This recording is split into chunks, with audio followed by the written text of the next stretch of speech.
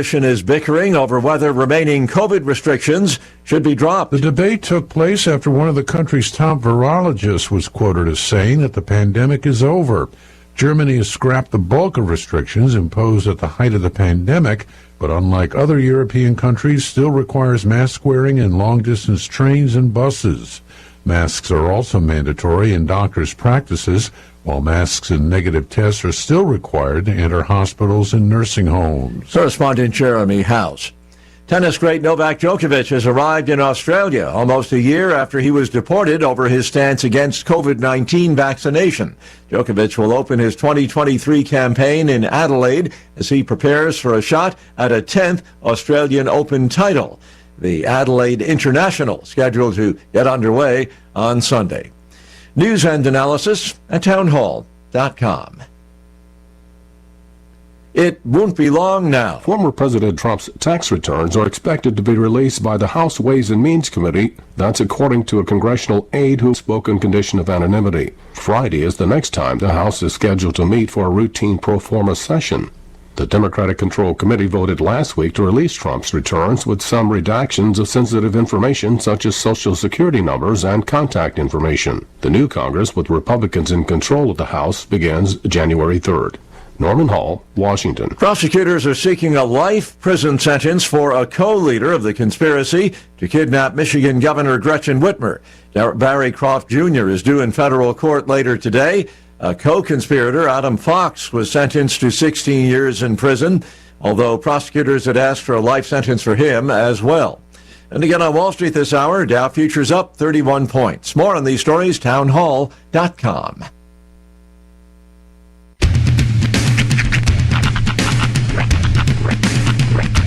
What in the wide world of sports is going on here? I promise you, whatever scum did this, not one man on this force will rest for 1 minute until he's behind bars. Now let's grab a bite to eat. Yeah, come on. I feel the hot wind on my shoulder and the touch of a world that is older. I hit the switch and check the number. I leave it on and then I slumber.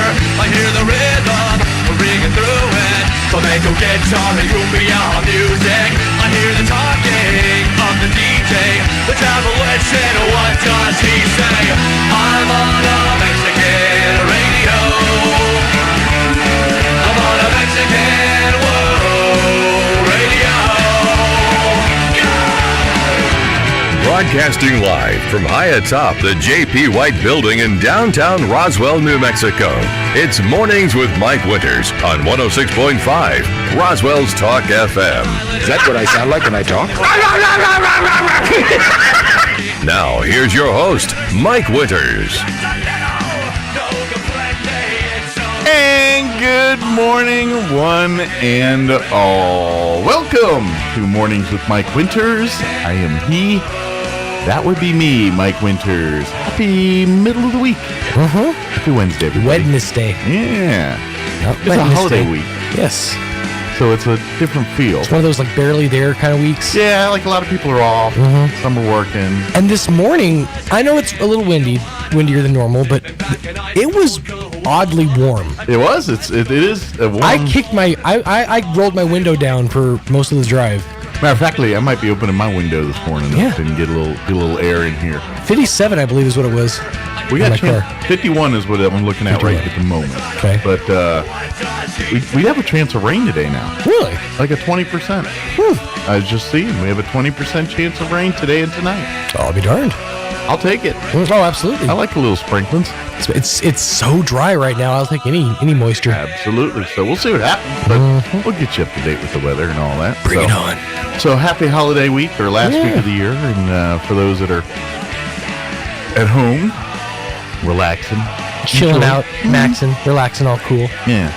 You're sleeping right now. Yeah. Stare at the backside of your eyelids. But you do you, and thank you for listening. And rest of us, kind of a holiday week. Of course, we got day 2 of basketball tournaments, the Pokhorn Invitational Tournament and the Goddard Lady Rocket Invitational. I could just hear Roy's eyes rolling when you said that.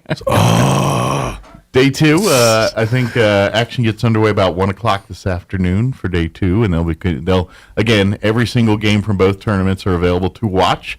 KSVPTV.com. Click on there's the Pocorn Invitational Tournament link, and then there's one for the Goddard Lady Rocket Holiday Invitational as well. Just click on whichever one you want to watch. And there it is. They'll have games, all the games, and then for our local schools, they'll have announcers for those games on the video there. So yeah, watch high school basketball to your heart's content. That's right. Of course, I would love to get people out. Go out there and go to the gyms and support the teams. And come out and load them stands, because nothing sounds better on a broadcast than a good crowd. Yeah, so the crowd really makes the broadcast. If you really want to do fun, go out to the gyms, the Roswell gym and the Goddard gym, and support the teams. But, if out-of-town friends, family can't come out at work, stuck at work, whatever it is, you can watch them, KSVPTV.com. Dude, that's a hot crowd makes so much of a difference. That's why I'm so excited to go to this dwarf wrestling thing, because I don't know anybody of the combatants or anything. I have no idea about their stories, backstories, histories. To be a part of a wrestling crowd is one of the most exciting things, because they're so interactive. They chant, they all have all these different chants, like, "Oh, bask in his glory," or when they say, "The following contest is scheduled for one fall," everybody goes, "One fall." It's just like this. It's a camaraderie thing. Yeah. A hot crowd makes all of the difference. Sure. Yeah, you can go back and watch some of the most epic matches in history, and if the crowd was dead, it goes over like a lead balloon. Well, I mean, it's true in any sport. You get that's why playoffs in any sport are generally more exciting, because the crowd's amped up. And, like I've had people say, like, they'll watch hockey and they're like, "Yeah, it's interesting, all right," but and then I'm like, "Okay, well, you watched a regular season game, now watch a playoff game," and it's a completely different atmosphere, because depending on at the NHL level, depending on the team, they usually have like a white out or red out, depending on the color of the team's colors and things like that. But I know for like the Caps, usually during the playoffs, it's like, all right, it's red out, and the whole crowd will be wearing red, and they're rocking red towels, and it just you see them all waving at once, and it's just going crazy. And you look at that, and you're like.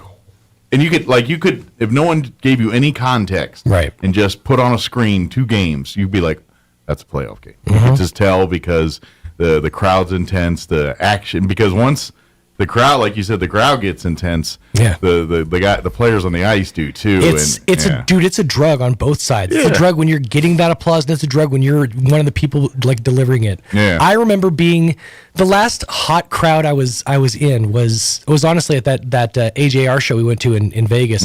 That was, because you get a room full of, there had to be several thousand people in this auditorium, all chanting and screaming the same thing and singing along. It's an amazing experience. I had that experience at a Redskins football game when I was a kid. It was at RFK Stadium. The Redskins were playing the New Orleans Saints. And this is when my dad worked as an usher, so he hooked us up. I was literally right next to the band. Well, he was an R&B singer. He was gonna hook it up. I was next to the Washington Redskins band, sitting there, and nice. Not the usher, an usher. He was an usher, right? That makes more sense. If my dad was usher, you think I'd be here? An R&B legend usher? I don't even understand well, you were adopted there. He was adopted, so it makes sense. Okay, it's fine. I'm also fine. I think a year older than him, maybe. That's fine. You gotta let it burn. Just let it burn. Do the math. But anyway. So we got good seats right by the band. That's awesome. And it was late in the game, and Washington was up by, I think, 2. Okay. New Orleans driving. They get late fourth quarter. Morton Anderson, who's clutch kicker all time, go look him up. You don't know who he is. Was about to kick like a 30-yard field goal to win this game. And we're there in RFK, and I'm in the end zone that they're kicking towards where the band is. And that place is literally shaking. The stands are going up and down. And that's how it was the Cosmopolitan. You could feel the floor shaking. And they were trying to psych out Morton Anderson. The crowd's going crazy. And he missed. He missed the kick, and Washington won. Nice. It went. It just went nuts in there, and it was now RFK is only a 55,000 seat. It was the smallest, but because of that, it was also one of the loudest because everybody's right on top of each other. It was a true home field advantage at RFK Stadium, and that game proved it right there. I've never been in anything more, and that was a regular season game. That wasn't even like a playoff game or nothing, and it was pretty cool. So. Yeah. So all I'm saying is, hot crowd makes all the difference. Get out there and support your local teams. Yeah, and it goes great on toast. Hot crowd. Hot crowd. Go for some hot crowd on toast. Some hot crowd avocado toast. Let me give the rundown for today's show. This hour, here in just a few minutes, Kevin Mavers, Roswell City Development Director, going to join us here. And they had their planning and zoning meeting yesterday, so we'll get the highlights from that and get an update on planning and zoning here. I guess one more for 2022.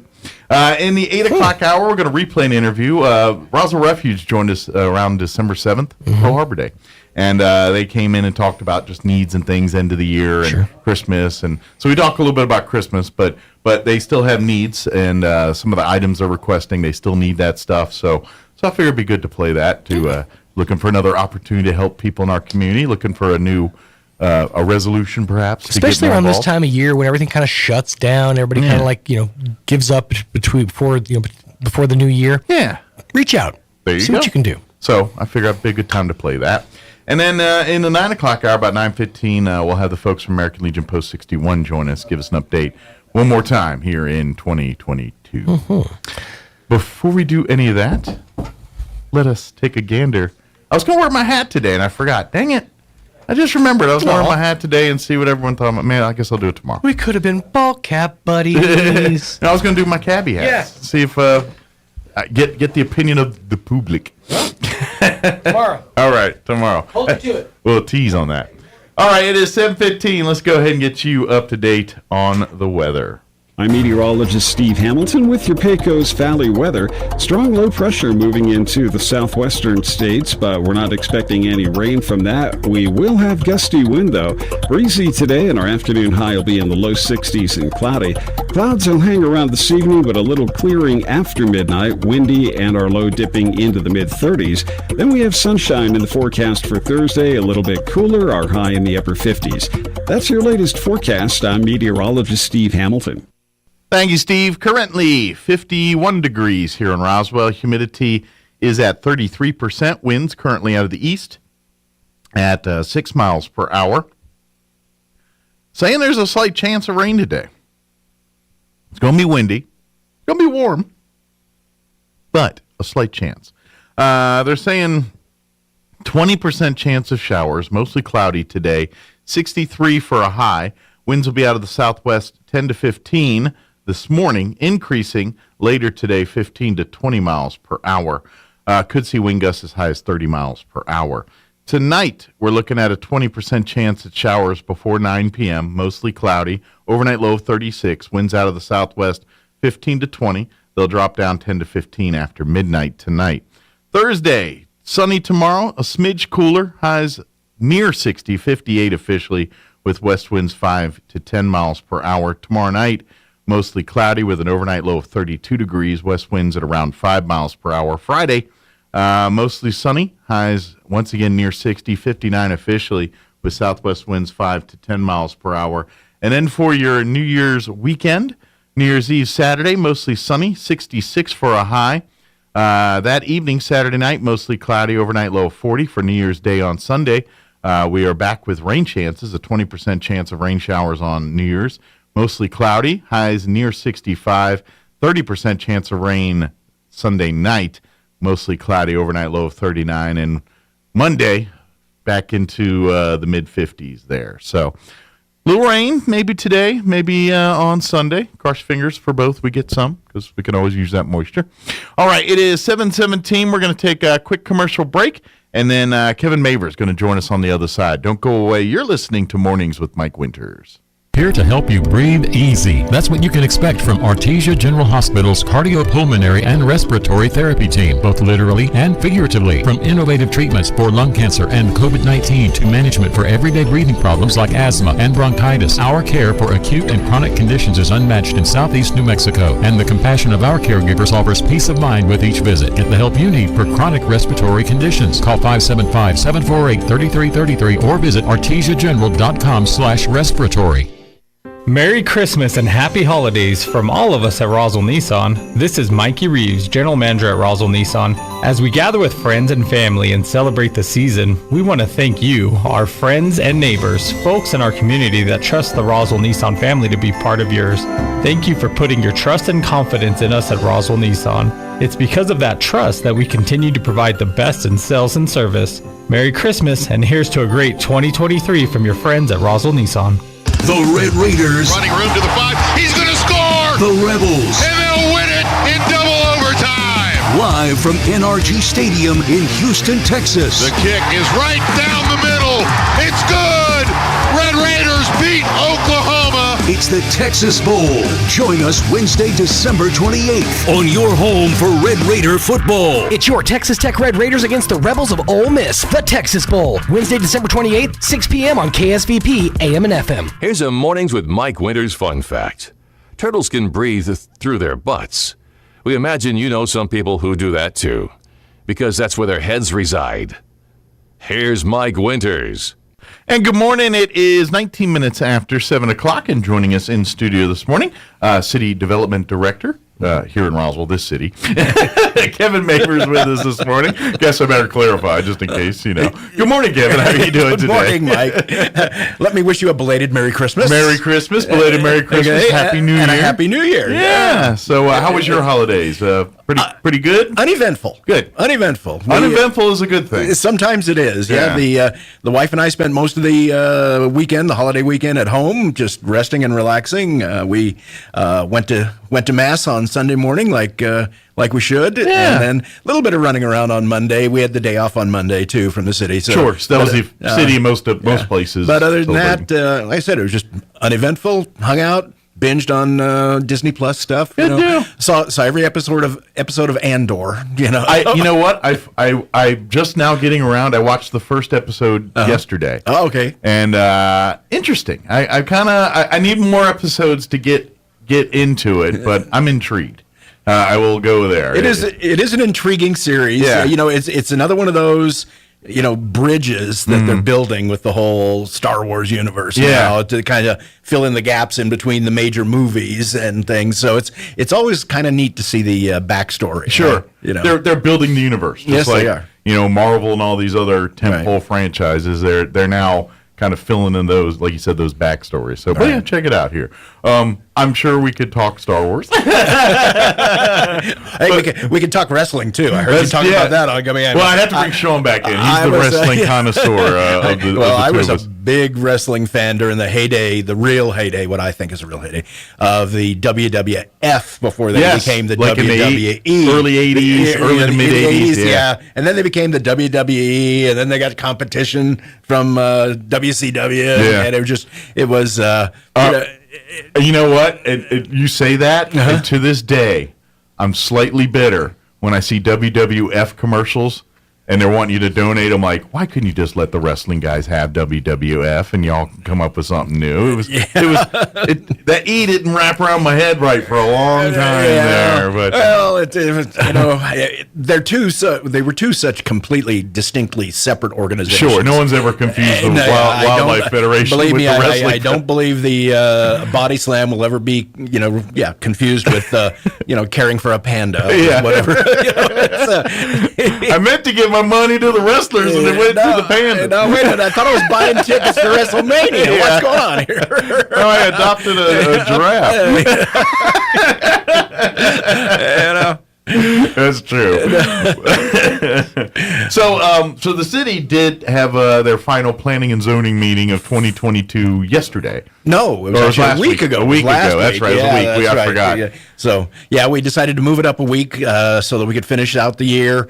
Obviously, with the in-between holiday weeks, we had a lot of people planning on traveling and doing other things. So we didn't want to end up scheduling something and then not have a quorum. It'd be poor planning to have a planning and zoning meeting when no one's in town. When no one shows up, yes, that would be bad. Especially when you got businesses and other things that are counting on an expedient. One of those, review of their plans. And we all know projects. government work is never expeditious or expedient. Either one. It's glacial, but sometimes they do have to pick up the pace a little bit. Well, we're doing our best to pick up the pace. Sure. We're doing our best to move things forward in the like I like to say, in the minimum amount of time allowed by law. There is certain laws and rules, regulations that we have to deal with relative to advertising periods, relative to public notice, and all those things.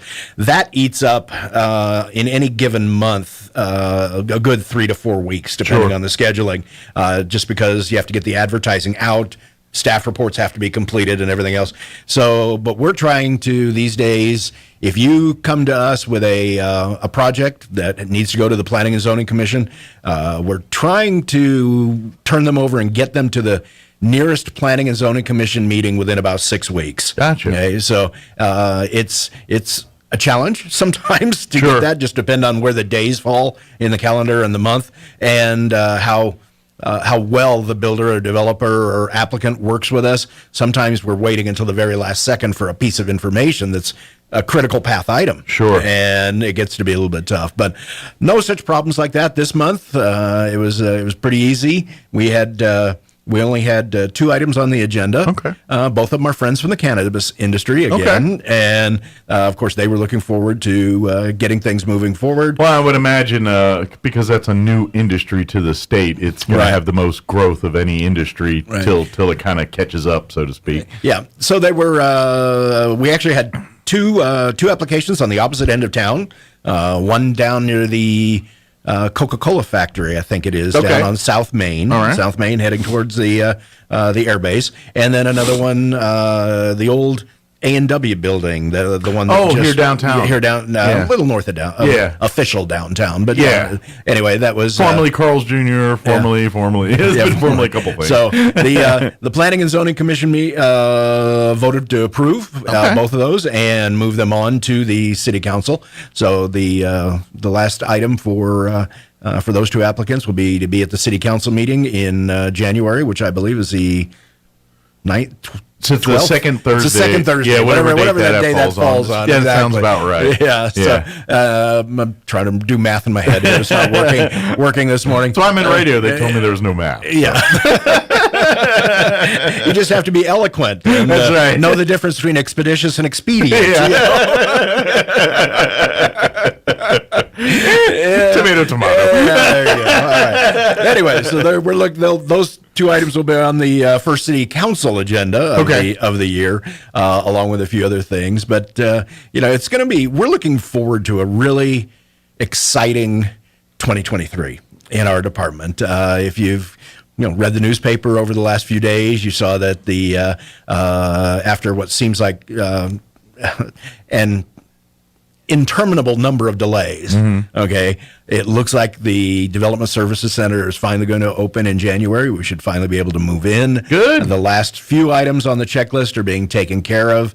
Our real estate manager, Todd Versiglio, down at the city, he's been on top of that, making sure that everything gets taken care of, and they've told us to start packing our boxes and labeling our furniture and everything else, and we've got a layout for the move. So it's just a new move in 2023. Here. Yeah, we'll be moving over, but that's really exciting because that's, I think, really going to help us improve the level of customer service to the city and to the not only to the homeowners and the builders and the developers, but to everyone, business people and everybody else, everybody that needs our services. Sure. Being able to come into that new building, having everybody in one place, one location, instead of having 1 or 2 windows to serve people. We'll have 5. Okay. We'll have new customer service agents that will be able to take care of people immediately.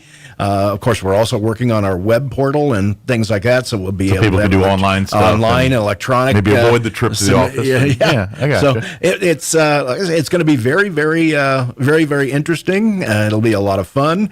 The other thing we're looking forward to is, as you probably read, the City Council approved the new professional services agreement between the city and Main Street Roswell. Yeah. And I think I've been telling you every month for the last couple of months, we're looking forward to just really moving forward well with them and really focusing on the needs of the people downtown. Sure. Making it just a great 2023 for everybody. It makes sense because at the end of the day, both entities really want the same thing. They want a thriving, downtown area because it's good for everyone. It's good for the city. It's good for Main Street. It's good for locals. It's good for all of us. There really is no downside to our local business community prospering. There really isn't. And for that matter, I look even at our local homeowners as part of that community as well, because obviously they're paying their property taxes, they're buying all the things to fix up their homes and redecorating. So when I have somebody come in that just wants something as simple as, the other day I had a lady come in and she was looking for a home occupation permit. She wanted to start her own home-based business. And I just walked her through the process right there while she was in the office. Made sure that she knew and understood what all she needed, the documentation she needed, all the things, helped her fill out the forms. She I think had to go home and get her checkbook or had to finish getting something. But she came back yesterday afternoon, walked through the door with her application, and she said, the young lady next door said you needed to sign off on this if you approved it. I said, all right. I signed off on it, and that was my Christmas present to that happy homeowner and now new business owner. Nice. So it was, those are the kind of things that just really they make your day. Sure. They really make your day. When somebody comes in and they've got Absolutely. a problem or they have a question or they have a dream, in this particular case, they wanted to achieve. Sure. And you're able to sit right there and walk them through it and watch them leave with a big grin on their face and just happy. Yeah. So it kind of spurs a question here. We always talk about the planning and what we got coming up and things, but what if folks are interested in starting their own businesses, doing things as far as city resources on learning what the proper protocols, paperwork, is it just a trip to your office, or do you recommend do some research on the website? What would you recommend people do if they're kind of doing their planning and researching side of starting their own business? That's one of the first things that I did when I got here in Roswell 2 years ago is I wanted to learn about the differences in the procedures, and every state is slightly different. And what I found out is that it's just a little bit cumbersome to start a business here in New Mexico. They don't set the table very well for you. Yeah, they really don't. So I went ahead and put together a complete checklist. Okay, you needed to determine the form of your business first. Was it going to be a sole proprietorship? Is it going to be an LLC? All those other things. And then from there, go to the state website, the Secretary of State website, and do a name search if you're going to use it. Okay. Once they don't have a name, then you want to bounce back out of that and then go to the registration process. Keeping in mind that while you're online with them, you also have to go to a different website and make a deposit of money so you can pay for the registration. So back and forth just a little bit, a couple of times. You get all the way through that, and the state, if you do it online, the state's really responsive. It took less than 24 hours to get the actual approval of the business name, your LLC being filed, and everything else. Then from that point, you go to the federal government. And you get that wonderful taxpayer ID number. You get the taxpayer ID number. Then you bounce back to the state, but a different portion of the state. You go to the taxpayer access portal. All right. Okay. Yeah, this doesn't sound confusing at all. And you pull your state GRT number, your tax number. Once you have those things pulled together, then you're ready to actually fill out the application because all those numbers are required as part of the application. So it's a lot of legwork. It can all be done if you know where to go. Sure. And the one thing I've constantly reminding people is that if you do just a Google search and on, let's say, taxpayer identification number, federal taxpayer ID number, everything that will come to the top are for-profit businesses who will walk you through the process for a fee. Gotcha. Okay. And I remind people, don't click on any of those. Okay. That may be bad to hear from somebody who's very pro-business, but they are charging you for something you can do yourself. That's a business you can do yourself. You can do yourself. All you have to do is you have to go down near the bottom of the page. You'll see the actual IRS website. Gotcha. And that's where you want to go. Well, that's a similar move with I've noticed with DMVs and stuff. When you try to renew driver's licenses, there's some third parties out there that try to that really do a good job of disguising they're a third party and think you're dealing with the DMV. But anyway, be wise of that stuff. If you're looking, the bottom line to your entire question is, if you're looking for a third party to help you walk through, come see us. Yeah, come see us.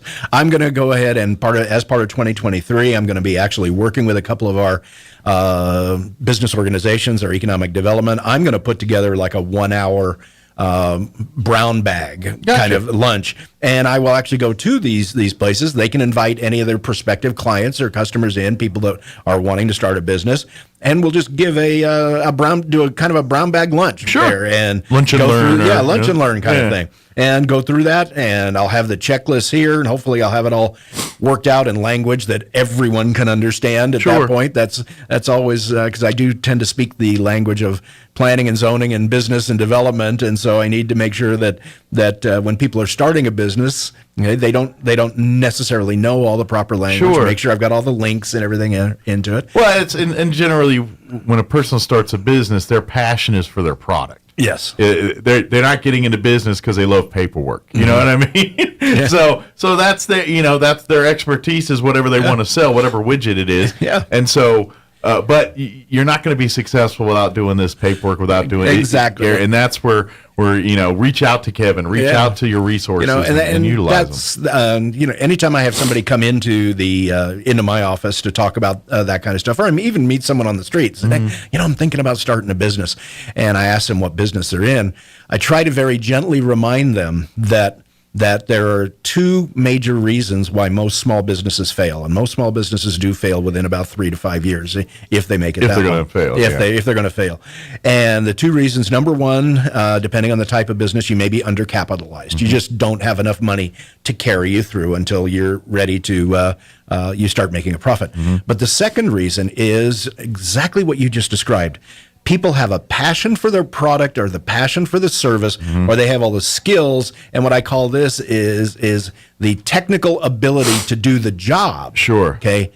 But they haven't studied what it means to be in business. Right. They haven't studied management. They haven't studied marketing. They haven't studied all these other things. So I always recommend that they get a hold of the local, the SBDC office out, or they get a hold of Main Street Roswell, or they get a hold of the chambers, either one of the chambers, depending on what they are, and get involved with these groups that they are all about teaching about business and what to understand.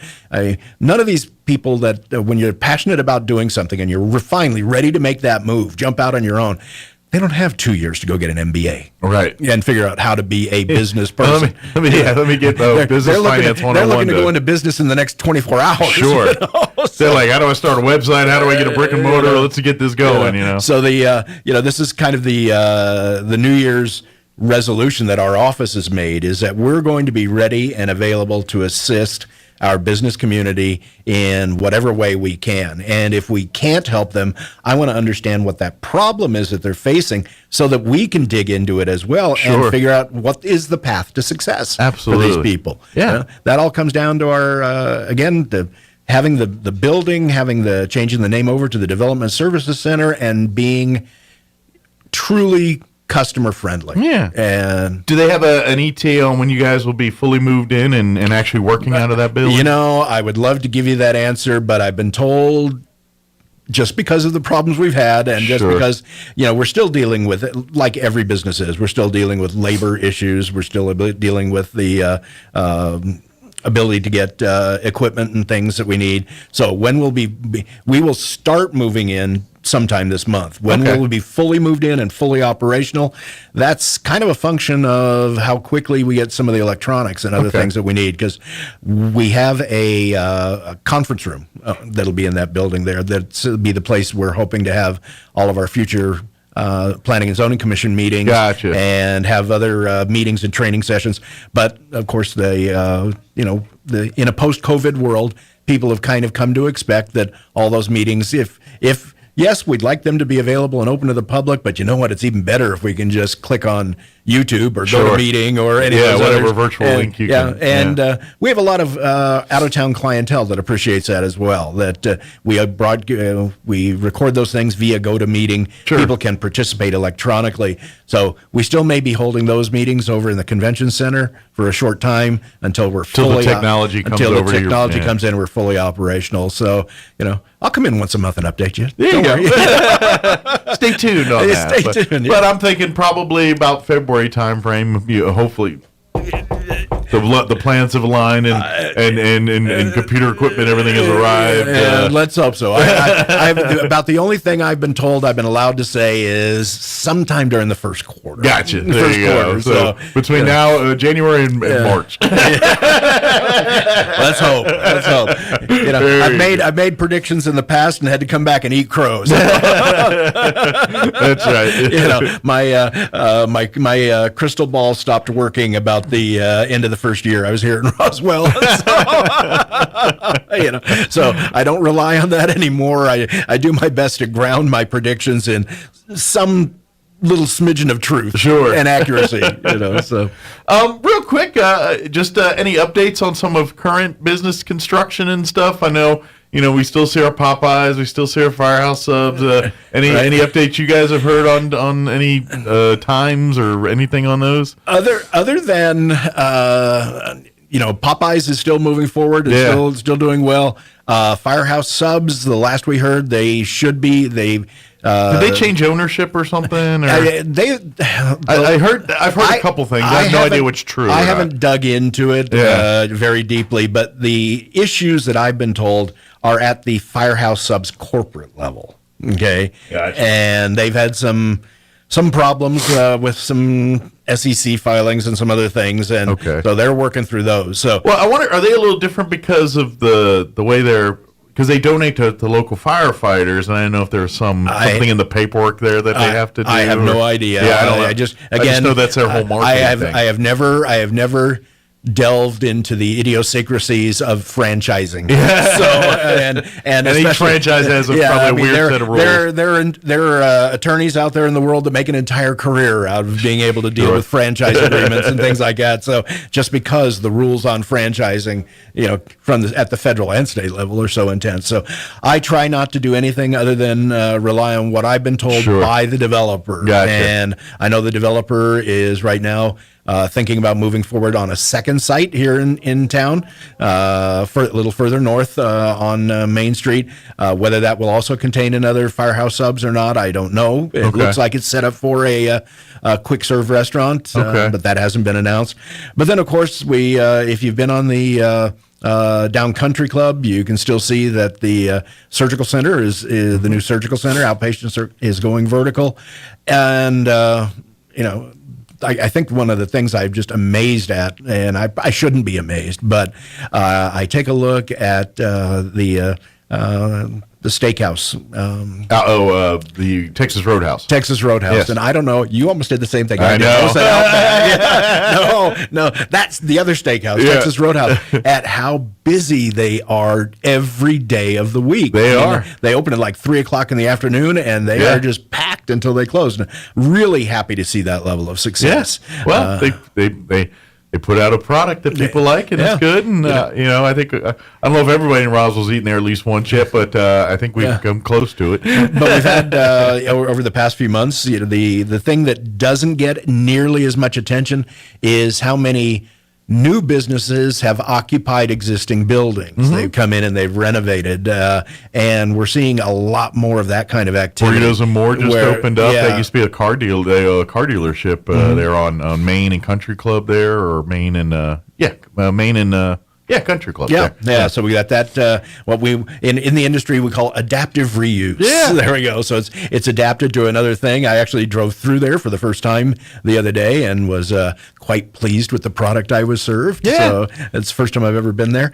But I've never been to that one yet. I've been to their one that was on Second, and they always put good food out there. I know I'd driven by there specifically to go try it like 4 or 5 times before that, and the line wrapping around the building. Yeah, there's a reason why. There's got to be a good reason for that. Yeah, so I finally was down there one day when the line was only about half as long, and I said I better go ahead and hit it and take the chance, But I said restaurants reopening, other small businesses reopening. We've got a number of different people that are looking. I understand the real estate industry itself, in spite of some of the challenges that they're facing right now with interest rates and inflation and things. But there's still supply and demand. There's still supply and demand. There is that, and yes, the market for single family stuff has slowed a little bit, but it's still strong enough that people are still out there making good money. Sure. And but we're also starting to see movement in the commercial industry, the commercial side of the house. So those are going to be all the things that we're going to be looking for in 2023 is making sure that, especially here in downtown, that any of these buyers, any of these people that want to come in and renovate their buildings to start businesses, that we work very closely with Main Street Roswell, because they have the resources and access to all kinds of different programs and grants and opportunities that the city does not necessarily have, except working directly through them. Absolutely, yeah. And if you kind of pull your resources a little bit and kind of in that way, and obviously it works both ways, because there's many resources and things that the city can tap into that Main Street doesn't necessarily have their abilities to get into too. So it can be a real positive relationship. Well, and that's I mean, you just hit the nail on the head. Is why it's been so important to me to help not just regain the trust of Main Street Roswell, but regain the trust of the Main Street businesses as well, and prove over the past year working with Barbara Gomez and working with the new incoming board of Main Street that we are partners in it. We both have different talents, different abilities, different accesses, different resources, but it's us working together that creates that positive environment that will drive downtown forward. And I think we get so lost in details and our individual end games that we forget the big picture sometimes, and we all forget that, look, we're all here because we want a great, thriving community. We want this city to be a place where the people that live here want to stay here and shop and work and live their lives and invite others to come and be a part of our community. We all want the same thing. We may not agree on what elements to put in to make that goal achieved, but we all want that. And if we all come from a place of, hey, we're all doing this for the betterment of the community, maybe we can, like we said, put aside the histories and the differences and the things that have all gone on that we all know about over the years. And all that. And that was one of the advantages that I had just walking through the door. Yeah. I don't have all that you don't history. carry that baggage. You don't carry that baggage. I don't carry that baggage. Yeah. I come in, it's like, this is what we need to do, and this is, we need to work together to achieve this, so where do we go from here? Sure. Absolutely. But And this is the small town, every time and I don't care what small town in USA you're going to hear that it's the same in every small town. It's just, when you live in a smaller community and everyone, knows everybody or knows families or knows histories and all that, it's good and bad at sometimes. Yeah. And unfortunately, when it comes to the government level, that's where it can get a little muddy. There's also some, when people ask me, how do you like Roswell? And I am an unabashed fan for a lot of different reasons. And my wife is too, which makes it even better for us being here. But the town that I grew up in California is so much like Roswell. I mean, the Roswell's at what 3,500 foot elevation. I was in the high desert at 3,000 foot elevation. So we had the Four Seasons. We had a very similar. We had Joshua trees. You guys have Adam's needles. Right? They're all yucca plants of one type or another. All desert dwellers. We're all desert dwellers. We all have that. It is interesting that I grew up in the general geographic area that I grew up in was called the Antelope Valley. I didn't see an antelope until I moved here. And now I see him at least twice a year migrating, which is amazing. I've taken videos and sent them back home and go, look, I only had to move 1,000 miles to see an antelope. Yes, which is fun. That is funny. And then when I graduated high school, the city I grew up in was about 35,000 people. Okay, that city is now 165,000 people. Wow. Okay, and when you see that kind of massive growth, it really engenders a lot of strong feelings on both sides of the table. Sure. You get people that are, oh my gosh, we're going to lose our small hometown feel and the vibe and everything else. We don't want to be a suburb of Los Angeles. We don't want that. And then you get other people going, yeah, but this is our chance. It's real nice to have things that are in our backyard and amenities and things all the like amenities. that. Yeah. And it was so that we're kind of in that a little bit right now. But you want that balance. Yeah, you want because obviously you want growth. You want that thing, but at the same time, you don't want to lose your individuality, your essence, your culture, what you are. And I really do think it's where that relationship between the city and Main Street Roswell, between the city and the Historic Preservation Society, the Historical Society down there, the city, and we've just recently started reaching out to the people in Chihuahuita. Okay, that's a great project that's going on. Sergeant Frescus with the RPD has kind of spearheaded that one.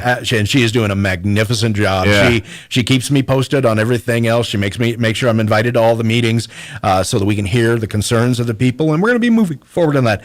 But then, of course, we've got all our historic railroad district as well. Yeah, and so that's already in the works, taking care, preserving those historic resources, maintaining that small town feel. And yet we have the other end of the spectrum where the north end of towns, the south end of town, the airport and everything else, we can engage the new development, the new housing and everything, and bring it all in. I do honestly believe we have the opportunity to have the best of both worlds here. I think you're right. I think it takes time and takes some great planning and some a lot of dedicated work. But it could and this is why they have the battles in city council and all the other things to get this figured out. So good deal. I just saw the time. Is there anything we wanted to make sure we mentioned, or we pretty much cover everything? I know we got a little philosophical, which I love doing, but it takes off the beaten path a little bit. No, I just think if you'll allow me just one moment here, I do want to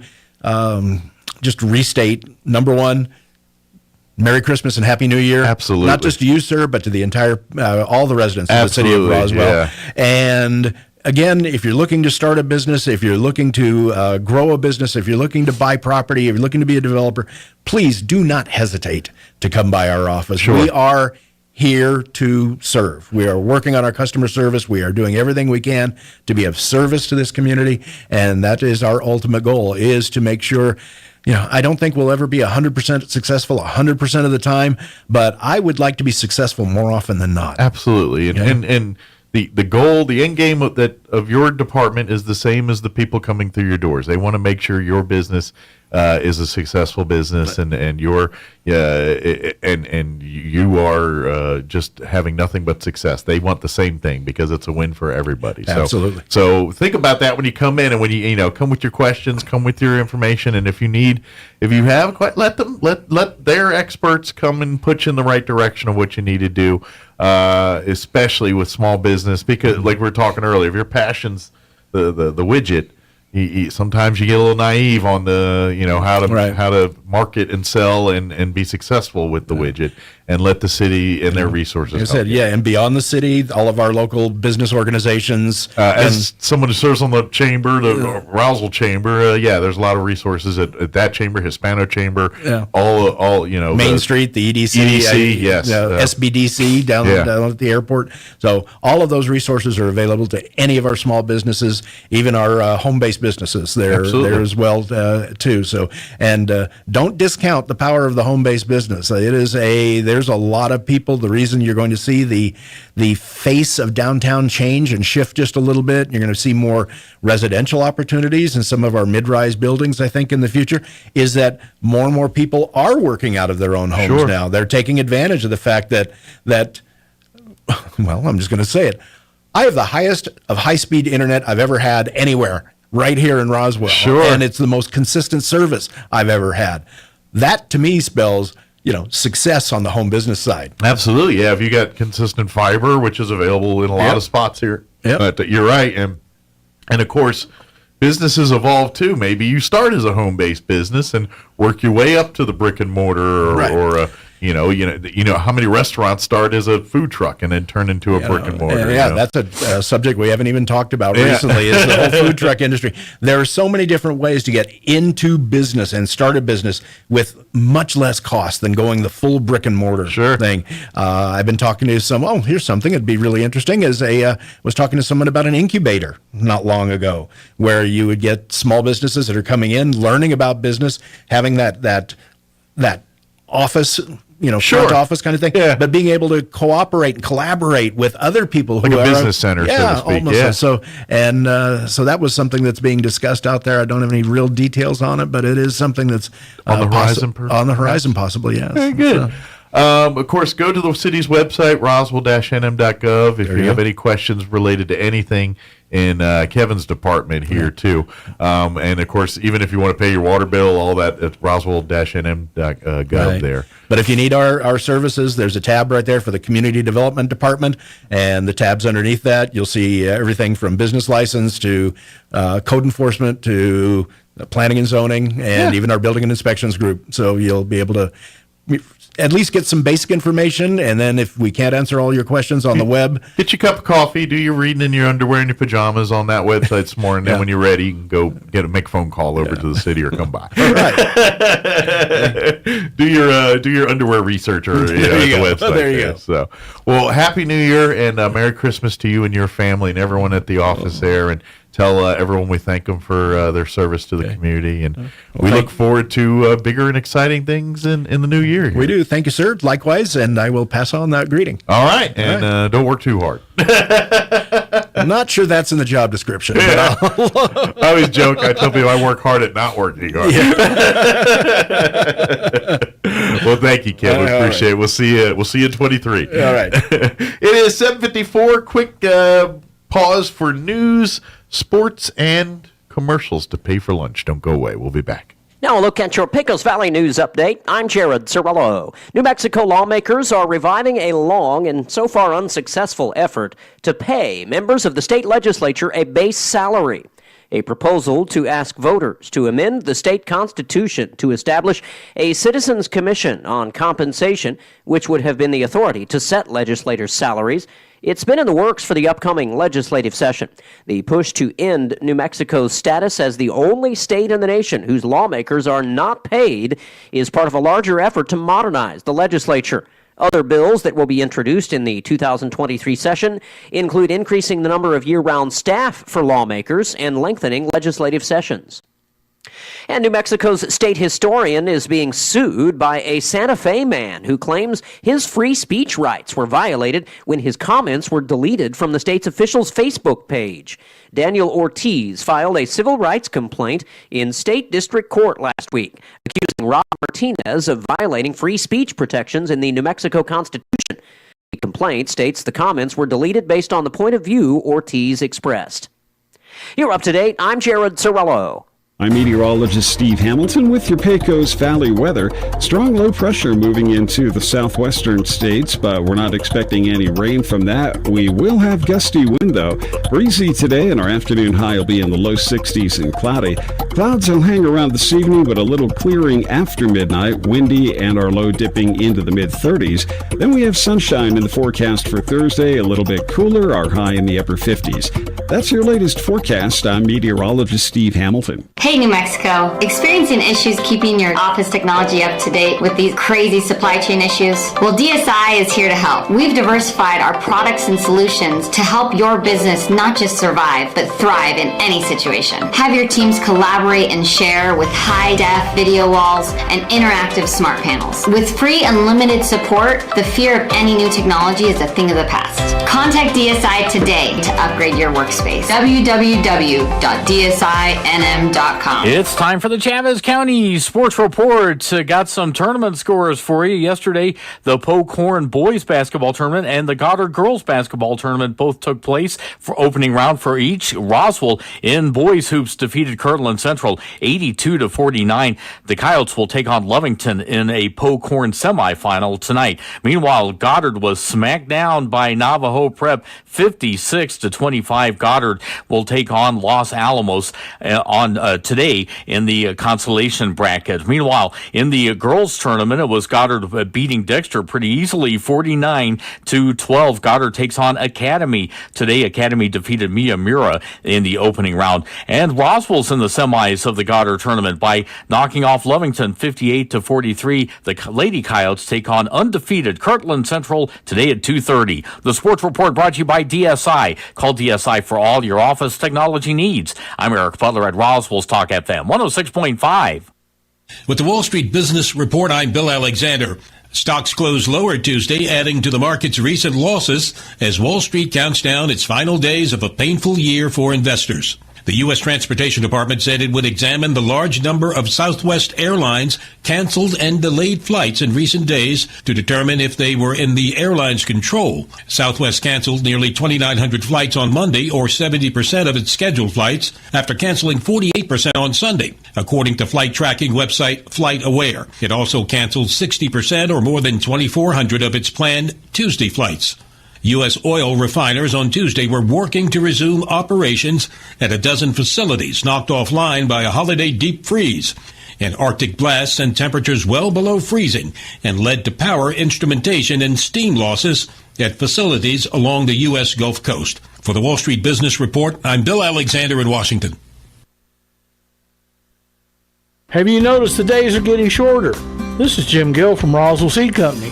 I know it's kind of hard to tell, but we're on the downhill side of the year, so every day is a couple of minutes shorter than the one before, even though your plants need plenty of food and water to keep them healthy. Like those globe willows that are turning yellow. A good dose of the right fertilizer will make them bright green again. No matter what the problems you're having, we probably have a cure at Roswell Seed Company, but come see us soon, because winter's coming, you know. Here's a Mornings with Mike Winters fun fact. Alaska is the only state name that can be typed on one row of keys. Go ahead and try typing the other 49 states. We'll wait. Here's Mike Winters. And good morning. Closing in on 8 o'clock. Town Hall News coming up here in just a few seconds. Next hour, we're going to replay our interview with the folks from the Roswell Refuge. They joined us earlier in the month before Christmas, talking a little bit about Christmas and things. But they've got needs, donations needing. They've got towels, toiletries, all kind of stuff they need. So thought we'd play the interview. If you're looking to make a positive difference in our community, looking for a place to do that, Refuge might be a place to do that. So we're going to play that interview next hour for you. Town Hall News up next. You're listening to 106.5 Roswell's Talk FM, KEND, Roswell, New Mexico. We'll be back. News this hour from townhall.com. I'm Rich Thomason. Southwest Airlines facing intense scrutiny for its winter storm meltdown. Everything's been canceled, and we're not very happy. That frustrated Southwest passenger talking with Arizona's ABC 15. Southwest flight cancellations have stranded hundreds of thousands of passengers. Those problems persist today with more than 2,500 cancellations. The Fed's looking into the airline's troubles. In snowbound Buffalo. 40 straight hours of blizzard conditions left western New York covered in more than 4 feet of snow, which they're digging out from. It is ugly right now on many of the streets. And Erie County Executive Mark Poloncarz says military police are enforcing the driving ban in hard-hit Buffalo. To fully restore emergency response. So I want people to understand there's a lot of roads that are completely blocked right now. Also announcing everyone stranded has been rescued, but sadly they're still finding victims like Wanda Brown Steele's daughter trapped in her car. So easy to ask yourself, why God? She spoke with WSOC. Meanwhile, the Buffalo airport is set to reopen today, though many flights are canceled. Julie Walker, New York. The storm is blamed for at least 31 deaths in the Buffalo area, and the Buffalo Niagara International Airport is due to reopen later this morning.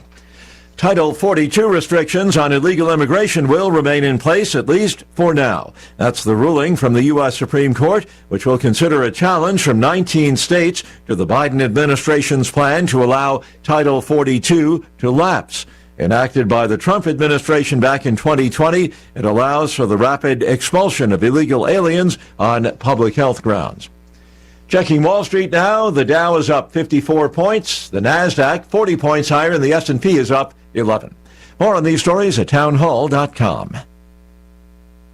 Financial Group is not a law firm. This story is called The Ugly Truth About Timeshare. If you think you've done your family a favor by buying a timeshare, you need my help. Hello, I'm Chuck McDowell, CEO and founder of Wesley Financial Group. 10 years ago, I started helping folks cancel their timeshare. And in the process, started what's now called the timeshare cancellation industry. Timeshare is the only thing that you can buy that you can't tell me how much it's going to cost or when it's going to end. When you buy a timeshare, you give them a blank check to fill out any amount they want for annual maintenance and assessment fees. The crazy thing is, this never ends. Even when you die, your family's now going to be stuck with this burden. Stop the insanity today. Call my office now. If we take you as a client, I guarantee we'll cancel your timeshare or you'll pay nothing. Call for your free information kit. 800-626-5252. That's 800-626-5252. 800-626-5252. Another long simmering conflict may be about to boil over in Europe. Serbs have erected more roadblocks in northern Kosovo and defied international demands to remove those placed earlier. The move on Tuesday came a day after Serbia put its troops near the border on a high level of combat readiness. The new barriers were made of heavily loaded trucks that were put up on Tuesday in Mitrovica. The northern Kosovo town is divided between Kosovo Serbs and ethnic Albanians who make up the majority of Kosovo as a whole. It's the first time since the recent crisis started that Serbs have blocked streets in one of the main towns. Barriers have been set on roads leading to the Kosovo-Serbia border until now. Keith Peters reporting. The death toll from heavy rains and flooding that devastated parts of the Philippines over the Christmas weekend has risen to 25. 26 people are still reported missing. News and analysis at townhall.com. No end to the water woes plaguing Mississippi's capital city. Residents must now boil their drinking water due to water lines bursting in the frigid temperatures. Most of Jackson lost running water for several days in late August after flooding exacerbated long-standing problems in one of 2 water treatment plants. Residents had to wait in lines for water to drink, cook, bathe, and flush toilets. The Christmas Day announcement says crews were working to make repairs, but did not give an estimate on how long the disruption might last. John Scott reporting. China is planning to resume issuing passports for tourism. It's another big step away from antivirus controls that isolated the country for close to 3 years. And it sets the stage for a potential flood of Chinese citizens traveling abroad for next month's Lunar New Year holiday. Watching Wall Street, the Dow is up 41 points right now, and the Nasdaq ahead 34. More on these stories, townhall.com.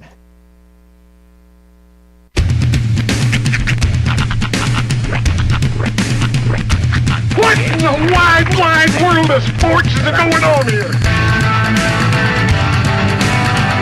I promise you, whatever scum did this, not one man on this force will rest for 1 minute until he's behind bars. Now let's grab a bite to eat. Yeah, come on. feel the hot wind on my shoulder and the touch of a world that is older. I hit the switch and check the number. I leave it on and then I slumber. I hear the rhythm ringing through it. Flamenco guitar and cumbia music. I hear the talking of the DJ. The devil listen, what does he say? I'm on a Mexican radio.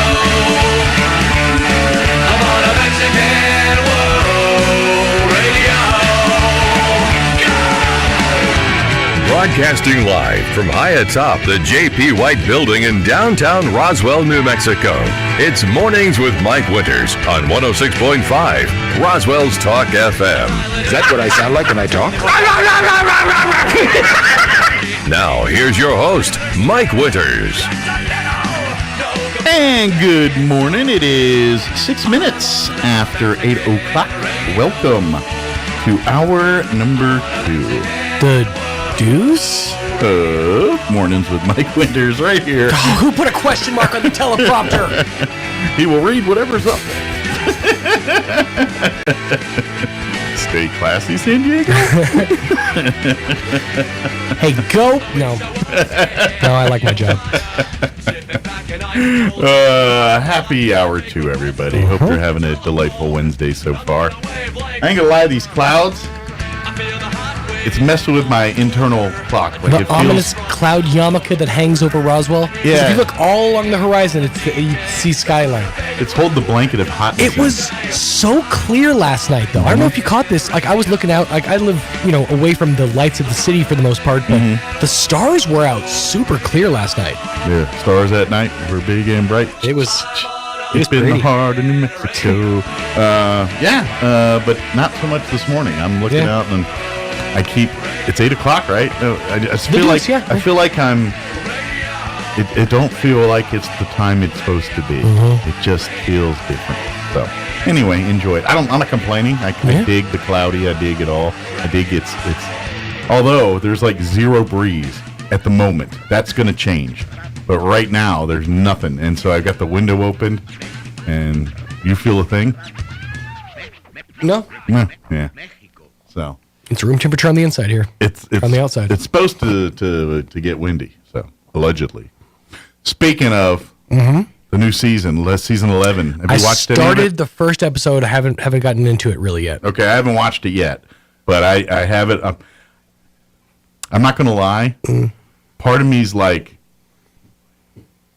not ready to start watching it because once I do, I want to do it in one sitting, basically. Well, yeah, I do, but I don't. Like, I do, but then I'm like, well, shoot, I got 7 episodes. I'm guessing about 7 episodes. That's usually what a season goes for. And now I'm going to have to wait like 2 more years for another Letterkenny. That's true. Plus, I'm doing Shoresy now, and so. Yeah, so I'm kind of like. You want to cherish the episodes I'm like, it's that anticipation. It's like, I think people get more excited about the anticipation of Christmas than the actual Christmas day. You know what I mean? Yeah. And then you're like, oh. But, and so I don't want that. So I'm kind of like, okay, I haven't watched it yet. That means it's still available to me, which means, I got Letterkenny still. That's a very addict mindset. It is. It's that as long as I've still got some in reserve, I'm okay. And because those kind of, I appreciate stuff. And that's what I appreciate about you. No, I haven't started fully into it yet, but I did read a thing that said Shoresy is the most real-to-life hockey representation ever put forth in. I love that show in cinema, either small or big screen. And I ain't gonna lie, I've been tempted on multiple occasions. Phone. I've been seeing a few advertisements for Letterkenny hockey sweaters. Oh yeah. And there's several different to choose from. Really? Of the different Letterkenny teams over the course of the show. And but I think they all have Shoresy as the name on the back. Well, I'd imagine, yeah, I kind of want a TV show hockey sweater. You could probably get a Jonesy or a Riley, I'd bet. Maybe, yeah. But I think... Dude, if you could get a Joint Boy... Yo, that'd be good. That would be fantastic. Yeah. I think I want a Letterkenny hockey sweater. That'd be awesome. I think I want one. I think because it'll show the cool kids that we're in. It's one of these. It's literally like people who are in the know about Meow Wolf are always calling me out like, dude, how cool is it? That happened to me at Christmas. Yeah? Christmas night, where, like I said, I was over at my brother-in-law's parents. And so my brother-in-law's brother, after dinner, I know, not confusing at all, right? Right. My brother-in-law's brother, they did the gift exchange afterward, and so everyone's passing out gifts. And so the brother-in-law's brother, I'm just going to say Tyler, just to avoid Tyler, so I don't keep having to say brother-in-law's brother. Right. Tyler distributes the gifts. And actually, it wasn't Tyler, now that I say that, but we'll just, for the sake of the story, conversation, we'll go Tyler. Yep. As soon as he finishes out handing out the gifts, he just goes, pitter patter. And I said, let's get out of here. Right. It's so funny when those moments happen in the wild. Because you connect. You're like, oh my God. You're like, let's go off into the corner and talk about it for 30 minutes. Yeah. So I was at a friend's house. I was at Missy's house. This is probably a year and a half ago. And she had a new person. Her name is Victoria, over to the house. We were just kind of hanging out, and there was some beverages. So there were shot glasses. And I took my shot glass, and Victoria took hers, took our shot, and we both. And I was like, oh my God! It was instantly like, you just know. When you pull out something from the show, like a double tap of the shot glass, you're like, you watched Letterkenny. It's one of those things. Yeah. It was one of those moments out of the blue. I wasn't expecting. I'll hear pitter patter. I was like, my ears like a dog went. Well, and it's our job as fans of a relatively obscure show to keep putting those references out there so that we can discover our brethren in the wild. Yes, exactly. It's like, you know the code, so we can form mutinies and parties. It's the plan. Afterwards, I was like, man, I should have worked in a sushis and sashimis. Or at least I'd have a puppers. Yeah. I'd go for a puppers. That's would have been the move, because he was bartending. I was like, you got a puppers? Go for a puppers. Missed opportunity. That's okay, but now you know for next time. For next year. There you go. Next year. Save it. Put it in the bank. That's right. All right. But maybe I'll just watch an episode. Yeah, I think just one, just as like a palate cleanser. Yeah. Because you're going to keep going. But yeah. You know who I blame? I blame Hulu.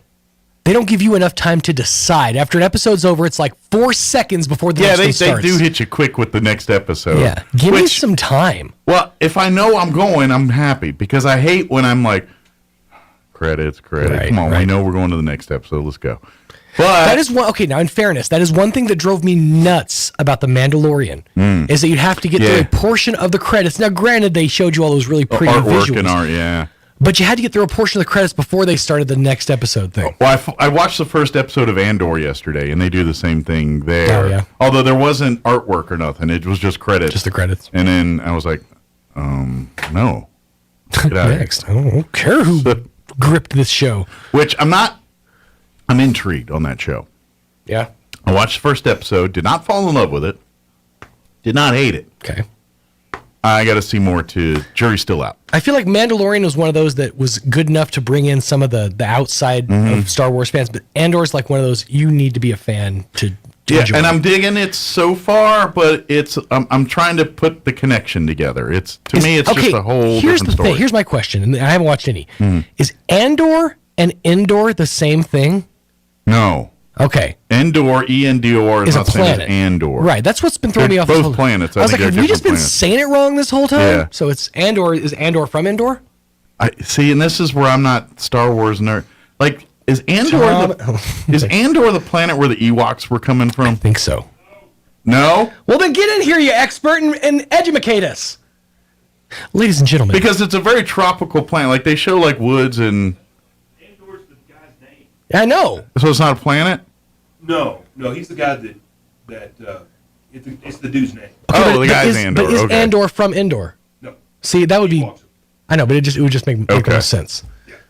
Actually, the planets they've been showing aren't really planets in the first episode. It's like corporate base number 9, Mondolo region. And you're like, what is this? And while we're at it, why did they name the ice planet?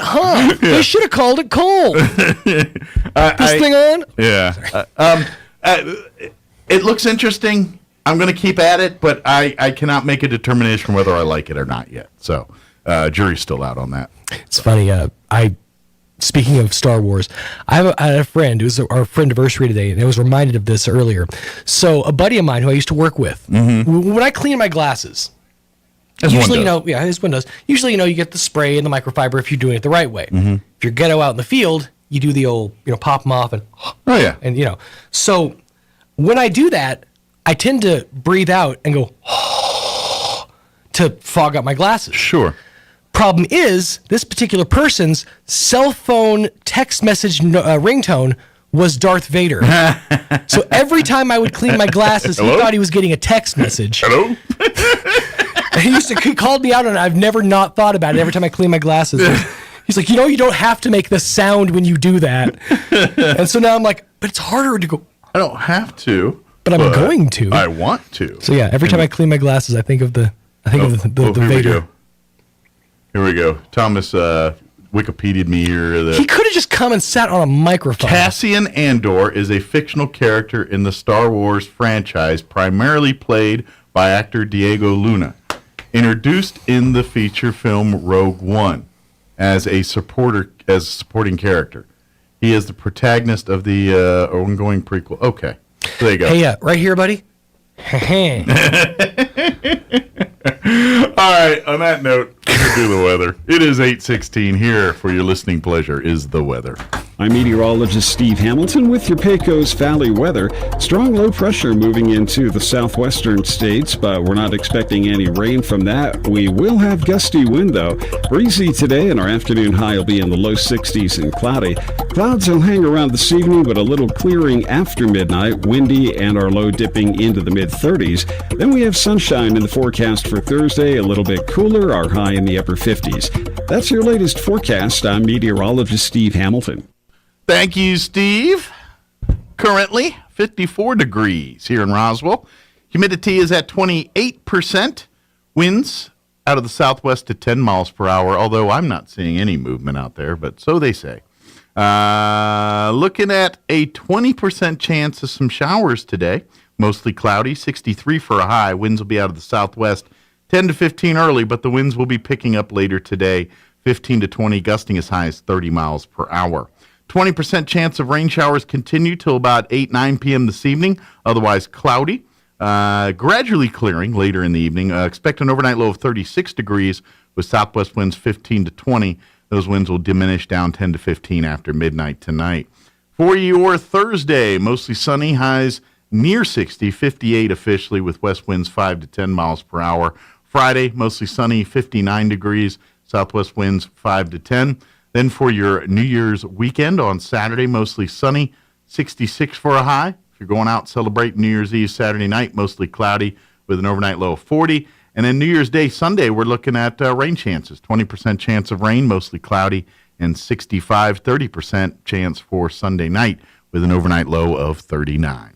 All right, 'tis 18 minutes after 8 o'clock. We're going to take a quick commercial break. Then we're going to play our interview with the folks on the Roswell Refuge. Don't go away. You're listening to Mornings with Mike Winters. Buying a sewing machine from a big box store or online might seem like a bargain, but in this case, you really do get what you pay for. Just the machine. No lessons, no help with figuring out why it isn't working the way you expect, and no one close to fix it. Buying locally from an authorized retailer may cost a little more, but in the end, it will save you time, money, and aggravation. Come see me, Chris Ann, at So Easy Sewing, 200 East College Boulevard in Roswell, and let me show you why it pays to shop local. So Easy Sewing. You've never had it so easy. Edge Safety and Services LLC in Artesia, New Mexico has an immediate opening for a safety technician. Position requires a clean driving record and must be able to pass a drug and alcohol screen. Edge Safety offers great pay with IRA benefits and employer contribution towards health benefits. Please email resumes to edgecoding@yahoo.com or apply in person at 402 West Main Street inside the Edge Safety and Services facility. Edge Safety and Services LLC is an equal opportunity employer. Playing dance music can help ward off mosquitoes. Now you have a reason to invite Pitbull to your next pool party. Here's Mike Winters.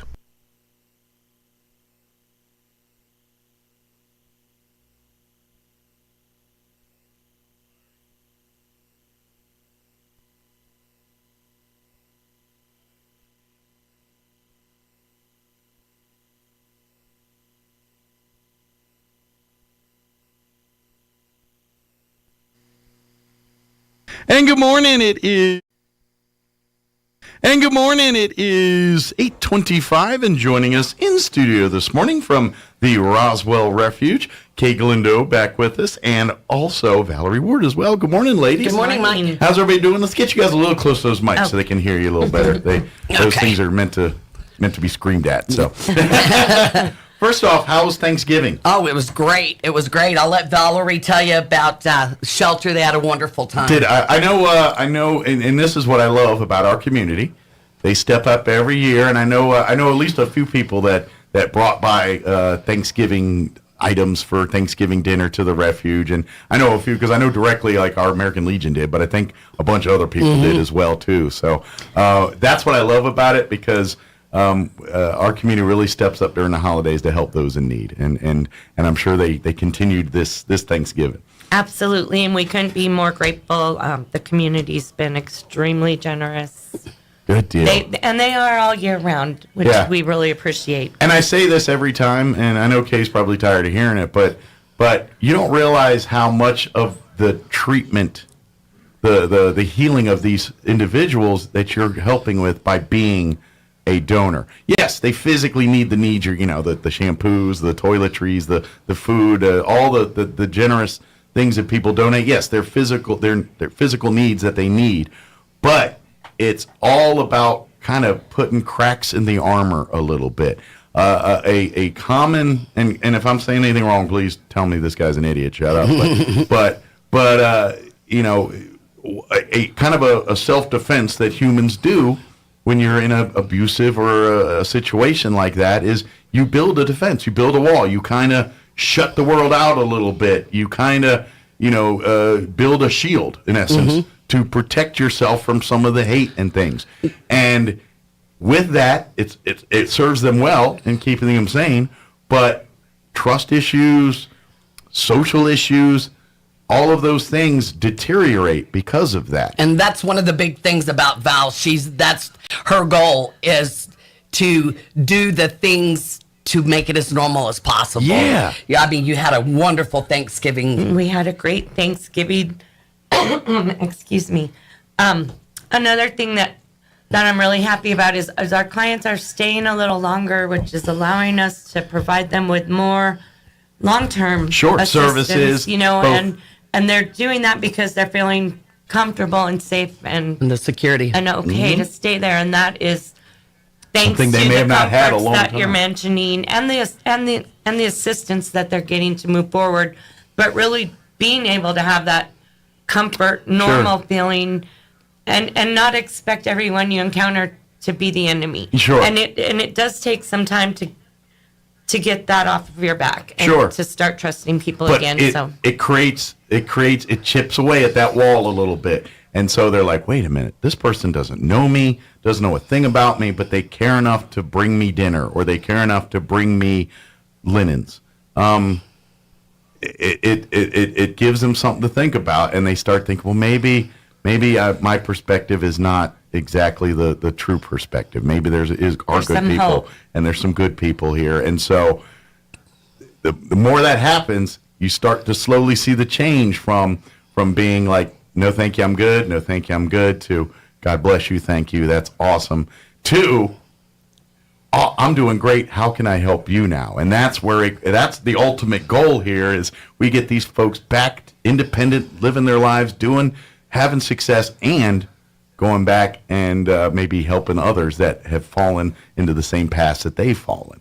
And I know you guys, I know some of the personal stories here, but you guys can talk to them till they're blue in the face, but when it comes, when that hope comes from people that walk the same path, it has a stronger message sometimes. And so by you just coming and giving turkey or you're so much an important part of the process of healing these people. So thank you. The important thing too is there are a lot of us that are employed at the Roswell Refuge that we are survivors of it. Sure. So you can chew some of that same dirt. When we speak, I can tell Valerie we're very open about it. We're both survivors of domestic violence. Sure. So Val's main goal is to let them know you're not alone. Mm-hmm. You're not the only person. whether she shares her story, I share my Sure. story, or one of the other girls. It's just a very important thing that when they do decide to break that chain and take a step to remove themselves from that danger, they need to know they've got that sound person. Well, and it's great that you guys are the example. And what I mean by that is because, let's face it, I imagine a lot of folks that come through the door, they don't have a lot of optimism for future at that moment. You know what I mean? They're living in the moment. It's very difficult when you've got 3 babies. Yeah. And you've got you're And taken so- away from. Even though it was a horrifying situation, you're taking away not only yourself but your babies from the only thing you know, and walking in to this huge building of people you have no clue. Absolutely. And So- but then they see you and they say, wait a minute, you were worse off than I was, and look where you're at today. And believe it or not, that does happen a lot of times. And honestly, we've had several clients over the last year, I've been there about a year now, that have said, can I work here? I want to work here.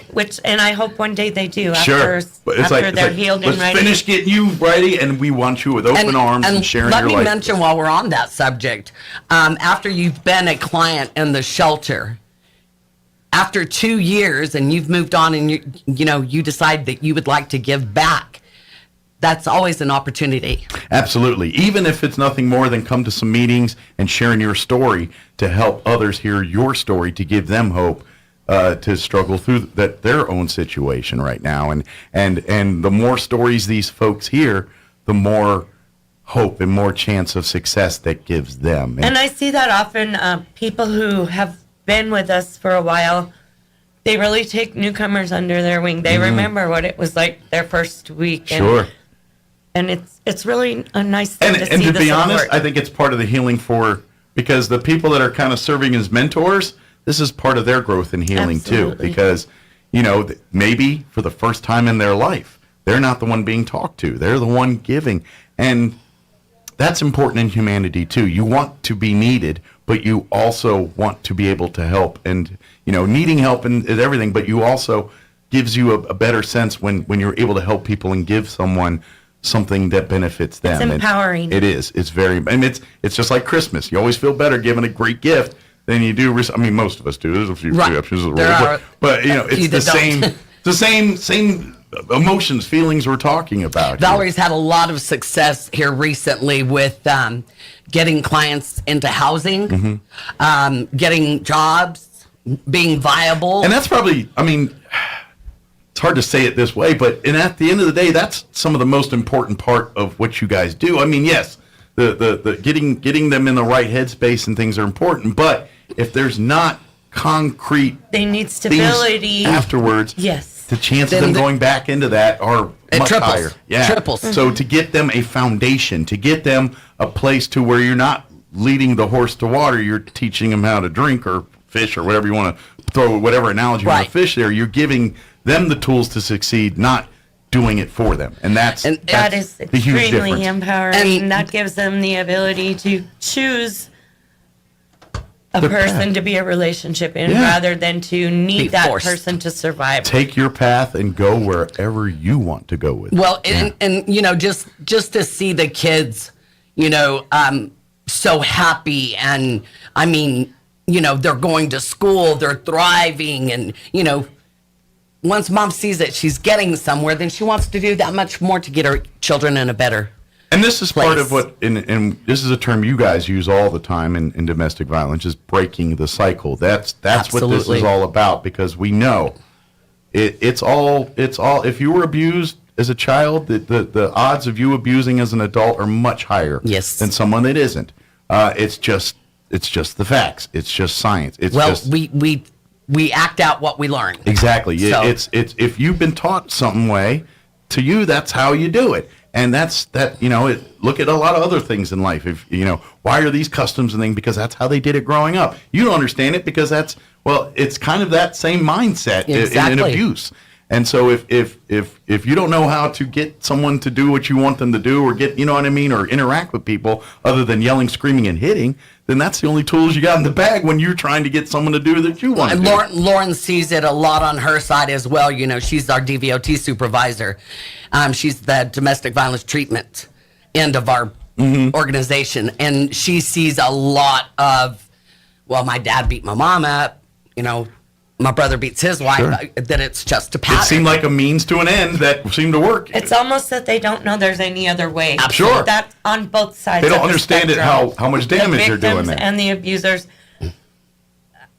Because I can't comprehend that if they understood there was a better way, that it would be happening on either end. Sure. And that's what, and so really that's what this is about, is teaching. And so when I was going back to breaking the cycle, you were talking about the kids, because let's face it, I would say not all, but a majority of some of the folks that come through, these victims of a domestic, they're bringing the kids in tow, who've been living this same nightmare that the actual abusee, they're all 3 or 2 or however many generally. The kids are abused, maybe not direct like it's the spouse abuse would be. for a child to But watch that type of. It runs downhill. We know all too well. Yeah, so there's probably some mental health issues with all of the people involved there, the kids, and so part of this is not only getting the parent back into a good headspace, but showing these kids what you've experienced so far is not the way to do this. Let's show you what real love, what real parenting looks like, and guess what? When that kid goes to be an adult and goes to start their own family, the odds of them falling into the abusive cycles that they experienced as a child do not happen. And that's how you break the cycle. Absolutely. And that's, at the end of the day, this is how we fix domestic violence. There's And no it's a other way long, to it. slow process, unfortunately, but I believe it can be done. Absolutely. At least to a point where it is an anomaly and not a commonplace. Yes. You know what I mean? Where we see, and I mean, we all get, oh my gosh, I can't believe that's heinous and all that. But I'd like to get to a point where, we see that once in a lifetime as opposed to once a day or whatever it is we're seeing it now. But the great part of it is that we don't get a huge amount of success stories to get to tell. Valerie's just been amazing the year that she's been there, and she's had several. We have had quite a few what I consider success stories. Awesome. But I would like to give a huge shout out to every advocate that works at shelter, because we currently have a team of people who sincerely care about the clients, about each other, about the community, about the job. They're willing to go the extra mile. Takes a village. I certainly didn't make these changes by myself, but when you have a good, caring, thankful. professional staff, it sure makes absolutely, it a lot easier. we're very lucky to get the work have done. them, and I just want to thank them. And what your staff and you guys see every day, and we got to applaud y'all too. You have an amazing staff that does amazing things, but quite frankly, the work that you guys do, it would be very easy for y'all to slip back into depression or dealing with your own mental health problems, because if you're dealing with people that are dealing with issues all day, that can impact you guys as well. Honestly, when you mentioned the fact that the children probably need the mental health assistance as well, to be honest with you, I feel like every human being that I encounter over the age of 12 probably needs. So I hope we for all y'all, need so that. y'all take care of each other too, and kind of. I'm sure you do. Very important. But Self-care. that's just as important as helping the residents of the home is making sure the staff are okay and able to handle the next crisis. The community's only as healthy as its weakest member, and that includes all of us. Absolutely. So by and to be honest, by the public, everyone out in the public supporting, by making these donations, by dropping by and offering services or offering various things to the Roswell Refuge, that helps the staff, makes their day a little bit brighter too. Because I'm sure days that you guys get down and like, man, what kind of world we live into? And then someone comes by and makes his generous donations, like, oh, this is real. They kind of get you all back into that. It gives you a boost. All right, there's hope left. Let's keep trucking. I always stress this at any point I'm given a chance to. We are a nonprofit. Mm-hmm. We hugely depend on the great people in our community. Not a thing is wasted at the refuge. Not one thing. Yeah. Not one thing. And everyone is very aware of our dollar situation, so everyone's frugal as we can be. Sometimes you just can't. So the community is a great supporter of our organization. And I would imagine, when we had the COVID pandemic portion, that probably put a real damper on real facilities, resources, donations, and things like that. So since we've kind of come out of this COVID world a little bit, I imagine you guys have been playing a lot of catch up over the last. We've not caught up yet. Yeah, you're still catching up right. From that now. So, I know we're here hot and heavy in the holiday season. We're asking for the community's help once again. Pull through like you did this Thanksgiving to provide with this Christmas season. We got kids that are calling the shelter home. We've got adults that are calling the shelter home. And we want to do everything in our power to make this holiday season a warm, fond memory. We will make it. Yes. A good memory for them. Absolutely. But the best way is through support. So toys, this is the time of year we love toy donations for boys and girls from infant to teenager. Yes. And then, of course, food, things like that. Don't wrap the gifts in case, so we can. You have to make sure they're age appropriate. Yeah, but please drop off your new unwrapped toys. That would be a great thing to give to these kids for Christmas and things. Socks, underwear, pajamas. All that slippers, stuff is. I know you hate seeing it under your tree as a kid, but they desperately need it under their tree. We're in yes, definitely. I know as a kid you're like, oh, more underwear. Dang. They're right. Oh, cool. Yeah, I need underwear. Yeah. I always like getting new stuff like that, though. Boys are kind of like, it's like that was space for a new toy. Fuck. Not a pair of socks. Just saying. But yeah, I get it. But yes, please. And then food as well. Here's the thing, and I say this because. And I try to say this every time just to remind people that they have a full kitchen. They love to cook. So if you want to give them ingredients to make like pies, cakes, cookies, wonderful. Absolutely. They can't necessarily, the staff can't go out and buy cookies and candy and stuff that are made. People can donate. Now, if you like saying, hey, you know what makes me happy? Kit Kat. Here's a giant bag of Kit Kat. When you feel down, eat a Kit Kat. Bring it. Bring those things because they can't necessarily buy that, but we can accept it as gifts. And trust me, those little knick-knacky type stuff are those little pick-me-ups, those little just personal happy moments kind of thing. And you string enough of those together, you got a good day going on. There you go. And that's what it's about. You bet. Someone brought some flowers. It changed. I can imagine the mood of the house for several days. It's very uplifting. Just about a kind word. I can see that because even at your own home, if I bring my wife flowers, I don't get to do it very often because we have cats and any plant that goes in the house is pretty much a goner. But once in a while, I'll sneak one in there, and for that day or two, it's nice to see those flowers. Thought, it does really kind of add to the vibe of the room a little bit. I completely understand what you're saying there. And so I wanted to get to before we run out of time. Yeah, we get to. I tend to get on tangents. Sorry. I am having a end of the year free garage sale on Saturday at the Refuge Thrift Store, which, by the way, is another great thing to support. So when you donate items, if it doesn't help directly with the members of the home, it goes then into they sell it there, and then that money's used goes back to the programs and things every there. So by you donating and shopping, it's a win-win for the Refuge. Absolutely, but we're having just to clear out everything so we can start fresh in March. We are going to close our store.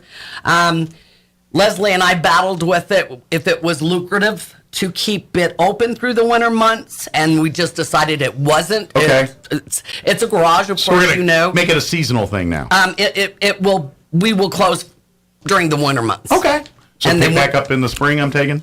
And mid-March. Mid-March. So yeah, right about time Easter. Yes. When you're ready to buy all your Easter and stuff. And it'll be all brand new stuff in the store, and it'll be completely revamped. Now, when do you close for the season? Our final day will be on the 10th. On the 10th of December. So you got a couple more days here to get it done. Let's talk about that location real quick. Yes. Make sure everyone knows the right 1215 building. North Garden. North Garden, yes. Right across from the gas company. Yeah, that's where the offices are and everything, not where the home is. Stores there. You just look for the purple door.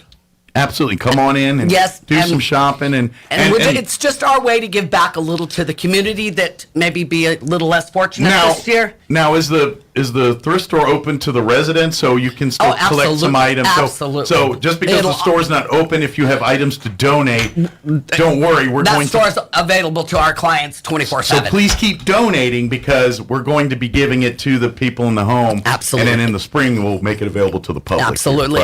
Val, just for instance, if she had a intake at 2 o'clock in the morning and they didn't have clothes, Val would take them and let them do shopping. So please don't stop donating. Keep the donate. Just because you can't shop there during the winter. Right. Please, they love accepting your please stuff. Don't leave it outside the door. Call, please. make arrangements if it's big stuff, especially, if it's things like that. But I will tell you this, kind of the popular items, things that are always in demand at the refuge, any type of linens, bedding, sheeting, because that's towels, all of that. We got the list right here. What we're currently in need of. Towels, things like that. That stuff that the clients' residents take with them. That's their own personal stuff. If they choose to, we certainly do not hold them back from that. Right now, needing silverware, so sets of silverware would be great. Just you don't have to get fancy silver, just the cheapo stuff that you get. At the for a couple bucks at the end of the aisle there would be perfect. I don't know if the kids are doing gardening with the spoons or what. Spoons are taking a beat right now. So spoons especially. But yeah, silverware, things like that. Toiletries is always in demand. Always. And if I remember right, they prefer the family size bottles of shampoo and conditioner and soaps and what have you. I know the travel ones are, and if that's what you have, bring them. We'll keep them and give them to the homeless people or anybody else that might need them. But for the home and for the families that are at the home, we prefer the family size and stuff. Because again, this goes with them. It's not stuff that stays when they're gone. This goes to when they go to their hopefully forever home and get established there. So bottled water is another one. That one that you can definitely need. We've been trying to set the rooms before the clients come in and get them a little welcome basket. Like a little welcome so basket. Kind of like when you go to a hotel or something, you got your little welcome water, thing there. Something to make them feel at home. Information. Because I imagine some comforts. Yes. It's probably in the middle of the night when they show up in these rooms and sometimes and they're tired, haven't slept, probably hungry, probably thirsty. And they're not quite comfortable in the surroundings. They may not want to venture out to the common area, so just at least unwind, one day they can decompress. Yes. Have a glass of water, sit and just think for a minute or just be quiet for whatever. That's a godsend sometimes. Mm-hmm. Trust me. I think parents know. Yes, absolutely. Parents know. And then in the need of some mini fridges, probably for the rooms.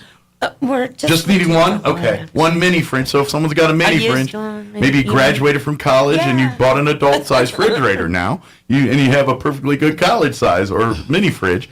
Please reach out. And we're always thankful for any kitchen items. Those are pots, always in pans, demand. Dishes, yeah. And then your disposable like paper towels, toilet paper. Those are constant needs. They're always welcomed. Always get cleaning supplies, things like that. We need everything. Yeah, and even like I know you guys have like commercial freezer space and stuff too. As long as meat's been properly butchered, processed, and packaged, stored. The refuge can accept some of that stuff. Now they can't just do backyard. Right. There's a safety concerns here, but I'm sure your meat's fine. But for everyone's safety, But so if you do have a side of beef or a game, that's been through the proper processing and packaging and all that, and you want to donate because you can't eat 80 pounds of elk, then they would love to help you with some of that. So, absolutely. But please, any of that little bit is greatly appreciated. And even small appliances are great for the refuge for when they help. When they move. So if you've got like coffee pots that you replaced or microwave ovens, toasters, or the little like sandwich makers or little toaster ovens or the air fryers or whatever now, the latest trends and things that we're into. We do try to help set them up for success as much as we can when they're exiting, that's... Except give them enough to where they can go and establish an apartment and, granted, they'll be on their own to get some of the decor and things, but as far as the essentials, hey, here's something to make dinner with, here's something to sleep in, here's a couch to sit on, here's a TV to stay connected or a computer to stay connected with the world here, and then they grow and thrive from there, and that's That's the fun. See, y'all are contributing to the fun part, the success. When they finally break away from the situation and they're at a place in their life where they're feeling good again. Now we get to give them all these gifts to help them go be adults and go be productive people again. And that's the fun part. That's because I imagine every single person's like a kid in a candy store when they're going through the thrift store and like, ooh, yeah, microwave. Ooh, wait a minute, I can take this? Imagine you get a few of that. Oh, yes. They're like, are you sure? Yes. Because let's face it, you're giving them a lot and they're like, where's the string? Where's the catch? Because let's face it, they're very shocked to us. Exactly. And don't get me wrong, that's not a bad mindset to no, nothing course. comes free and having it always be. But at the same time, because they come from a world where where they came from, it's so hard to fathom that someone says, "No, I just want to make sure you're okay. This is for you. Do what you want with it. It's yours. Live it, love it, burn it. I don't care. Whatever you do with it, it's yours to do with it as you please, and enjoy it. Right. And sometimes it's just like, what's your angle, bud? You know? And you're like, my angle is to make you happy, and that's all there is to Absolutely. it. Yeah. But I do want to invite everybody to come out on Saturday. We're going to do it from 9 to 2.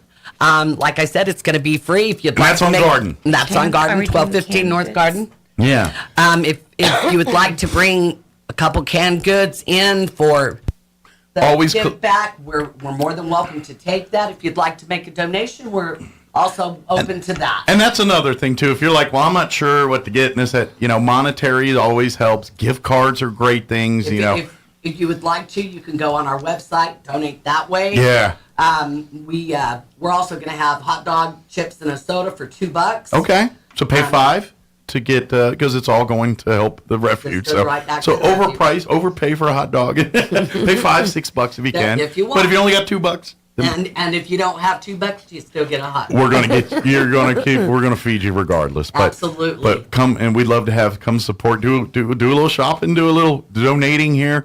Like I said, there's non-perishable food items if they're not being used directly at the refuge.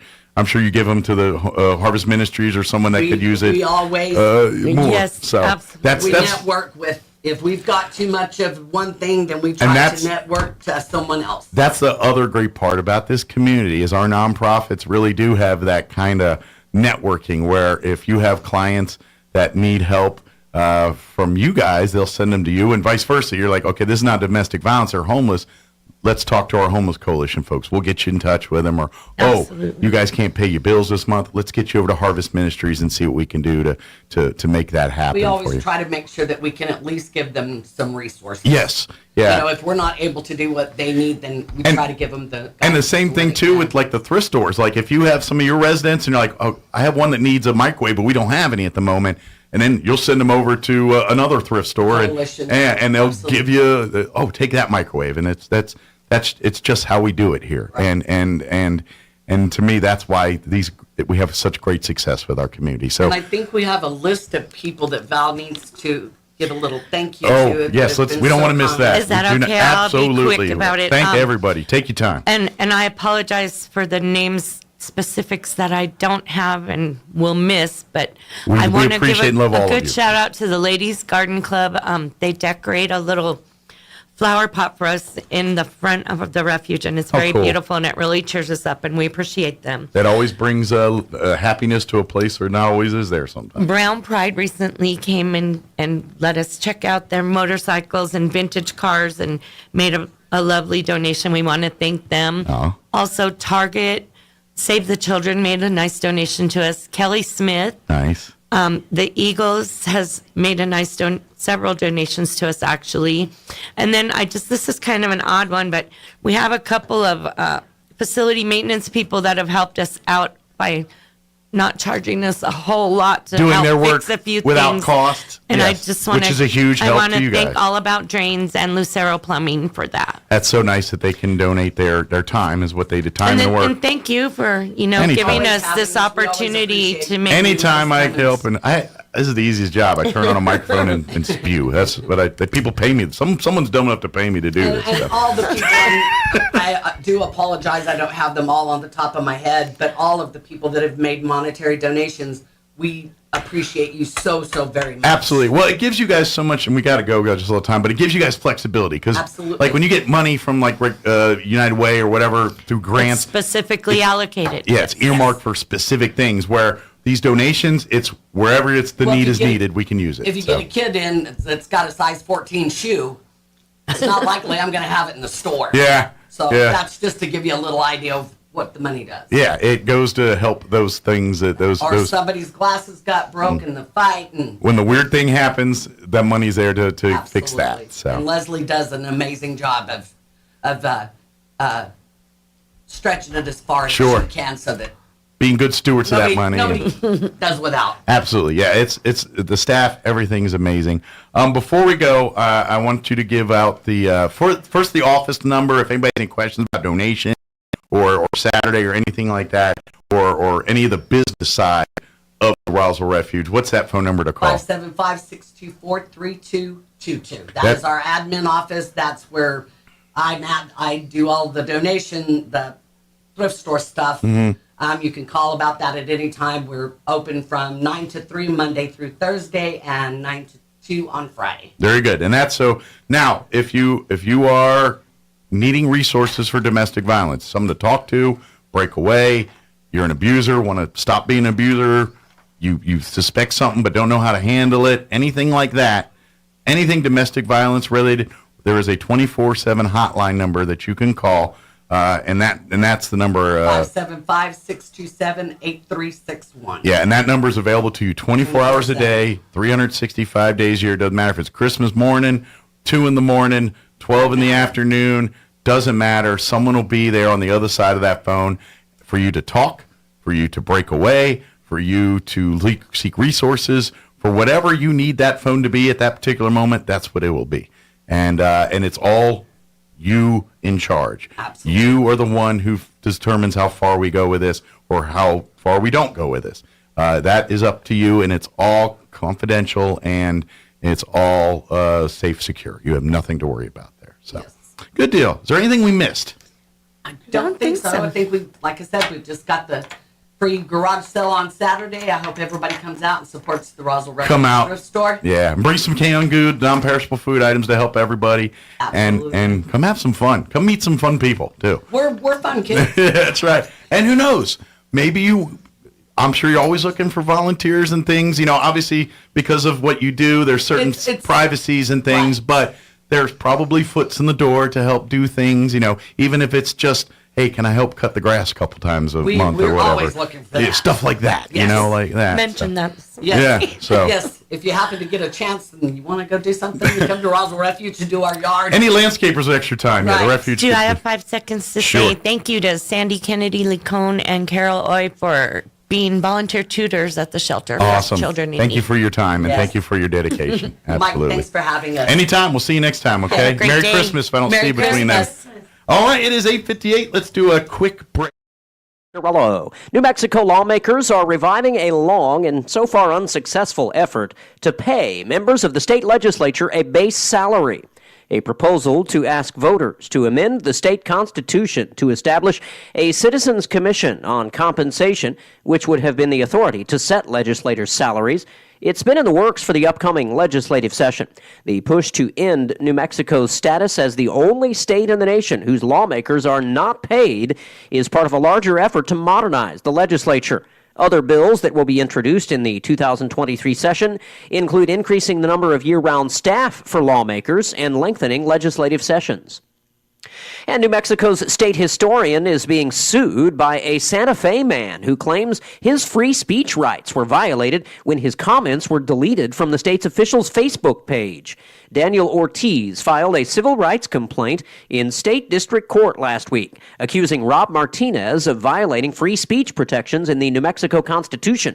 The complaint states the comments were deleted based on the point of view Ortiz expressed. You're up to date. I'm Jared Sorello. I'm meteorologist Steve Hamilton with your Pecos Valley weather. Strong low pressure moving into the southwestern states, but we're not expecting any rain from that. We will have gusty wind, though. Breezy today, and our afternoon high will be in the low 60s and cloudy. Clouds will hang around this evening, but a little clearing after midnight, windy, and our low dipping into the mid-30s. Then we have sunshine in the forecast for Thursday, a little bit cooler, our high in the upper 50s. That's your latest forecast. I'm meteorologist Steve Hamilton. With the Wall Street Business Report, I'm Bill Alexander. Stocks closed lower Tuesday, adding to the market's recent losses as Wall Street counts down its final days of a painful year for investors. The U.S. Transportation Department said it would examine the large number of Southwest Airlines canceled and delayed flights in recent days to determine if they were in the airline's control. Southwest canceled nearly 2,900 flights on Monday, or 70% of its scheduled flights, after canceling 48% on Sunday, according to flight tracking website FlightAware. It also canceled 60%, or more than 2,400 of its planned Tuesday flights.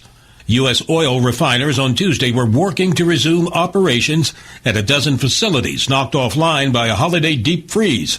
An Arctic blast sent temperatures well below freezing and led to power, instrumentation, and steam losses at facilities along the U.S. Gulf Coast. For the Wall Street Business Report, I'm Bill Alexander in Washington.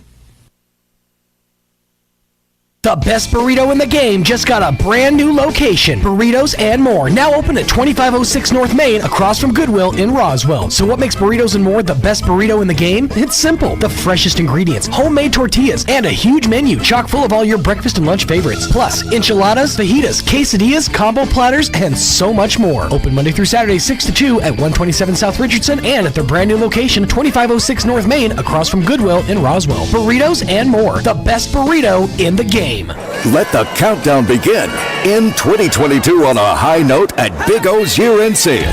Head to Big O for our best deals on tires, brakes, oil changes, and more from December 12th through January 8th. And right now, get a $70 Visa reward card or Visa virtual account after online submission on a set of 4 new Michelin passenger or light truck tires. Plus, get an additional $70 prepaid MasterCard on installation purchase of sets of 4 Michelin passenger or light truck tires. No resolutions here, just giant deals to get your car ready for the new year. But hurry, you only have a few days left to save. Go big at Big O during our incredible year-end sale, December 12th through January 8th. Big O Tires, the team you trust.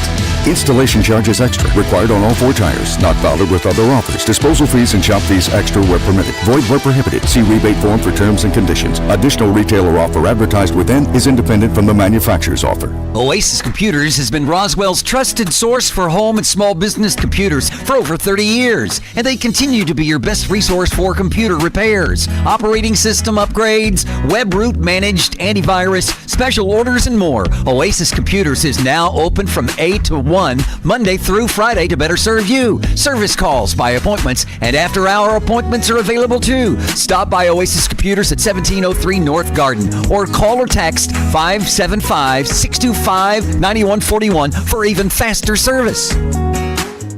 When Rhonda was experiencing severe abdominal pain, she knew she could count on Artesia General Hospital's emergency department to provide critical care any time of day or night. I didn't think twice about driving the 45 minutes from my home to Artesia's ER. I felt like I was their only patient. Excellent care from everyone, and I'm thankful beyond measure. Each year, thousands of patients trust Artesia General Hospital with their health emergency. With specialty certifications in advanced adult and pediatric life support and trauma care, their emergency room physicians have the experience you need when every second counts. 24 hours a day, 365 days a year. Learn more at artesiageneral.com/emergency. You are 13.8% more likely to die on your birthday. Think about that the next time you want to celebrate your birthday month. Here's Mike Winters. And good morning, 8:58. Got a minute here before we get you into news. If you would like to donate blood, here in Roswell, you have one more opportunity for 2022. They're going to be doing a blood drive at the Vitalant office this Thursday from 9 a.m. to noon. That's located at number 3 Grand Avenue Plaza here in Roswell. If you would like to donate blood, and all you need to do is call this number to get an appointment, 575-840-8178.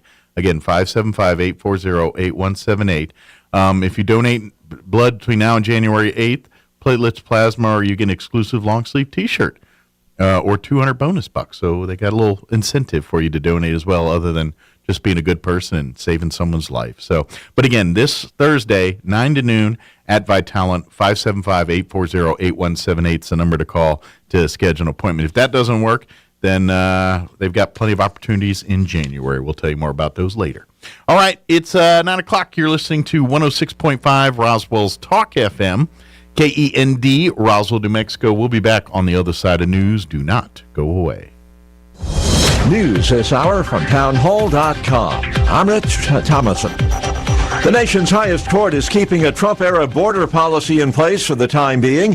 Title 42 allows the speedy deportation of illegal immigrants on public health grounds. The Biden administration's plan to allow it to lapse is being challenged by 19 states, and while it considers the challenge, the Supreme Court says Title 42 should stay. Supreme Court Justices Neil Gorsuch and Ketanji Brown Jackson made an unlikely team on Tuesday by issuing a dissent against the majority's opinion to indefinitely keep Title 42 in place, while the High Court considers an argument from 19 mostly Republican-led states. Those states challenged the district court's ruling last month that would vacate Title 42, which was enacted by the Trump administration in 2020 to allow officials to expel migrants on public health grounds.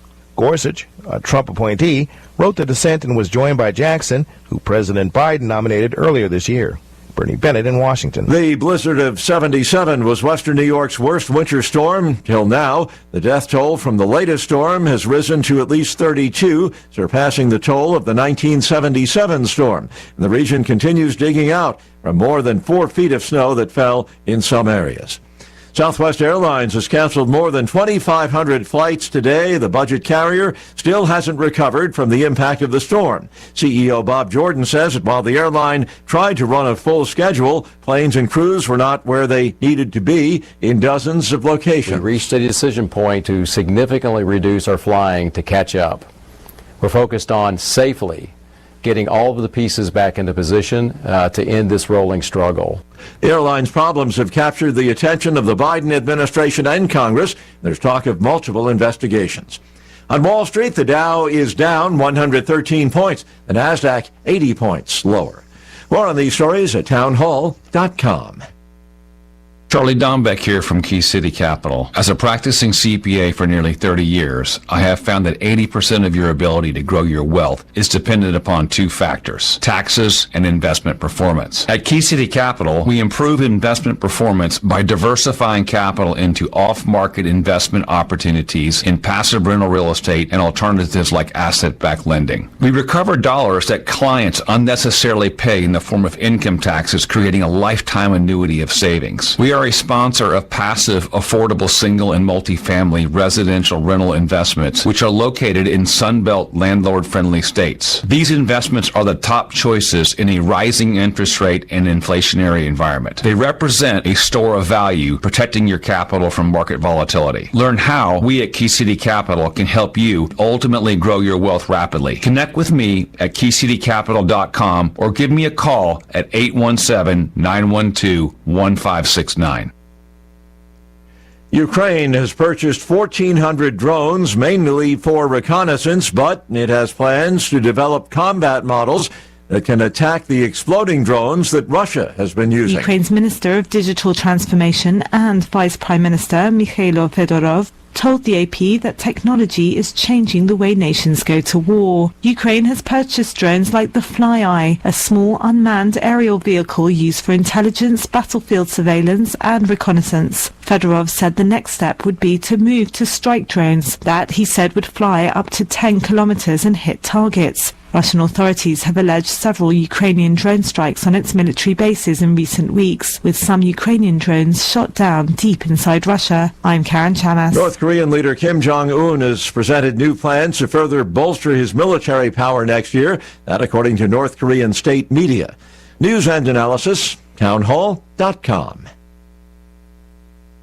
There's a new judge in the Sam Bankman-Fried case. That federal judge known for swift decisions and a no-nonsense demeanor. The case was relegated to Judge Lewis A. Kaplan after the judge originally assigned recused herself because her husband worked for a law firm that had done work related to Bankman-Fried's collapsed crypto exchange FTX. Bankman-Fried was brought to the U.S. last week from the Bahamas to face charges that he cheated investors and looted customer deposits on his FTX trading platform. He was free to live with his parents in California until trial. John Scott reports. Hong Kong will scrap some of its COVID-19 restrictions, including PCR testing for inbound travelers and vaccination requirements to enter certain venues.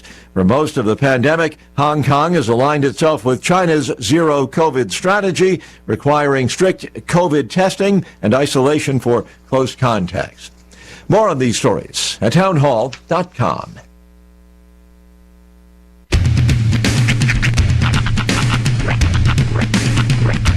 What in the wide, wide world of sports is going on here? I promise you, whatever scum did this, not one man in this force will rest for 1 minute until he's behind bars. Now let's grab a bite to eat. Yeah, come on. I feel the hot wind on my shoulder and the touch of a world that is older. I hit the switch and check the number. I leave it on and then I slumber. I hear the rhythm ringing through it. Flamenco guitar and cumbia music. I hear the talking of the DJ. The travel said, what does he say? I'm on a Mexican radio.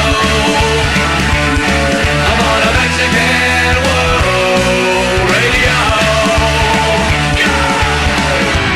Broadcasting live from high atop the J.P. White Building in downtown Roswell, New Mexico. It's Mornings with Mike Winters on 106.5 Roswell's Talk FM. Is that what I sound like when I talk? Now, here's your host, Mike Winters. And good morning. It is 6 minutes after 9 o'clock. Welcome to hour number 3. Inviernos. Mornings with Mike Winters, right here on 106.5 Roswell's Talk FM. Yeah, close the window. If you don't mind. They're all being super quiet. It's my show. I don't care. We put it all here on in the ether. That's all right. But happy Wednesday.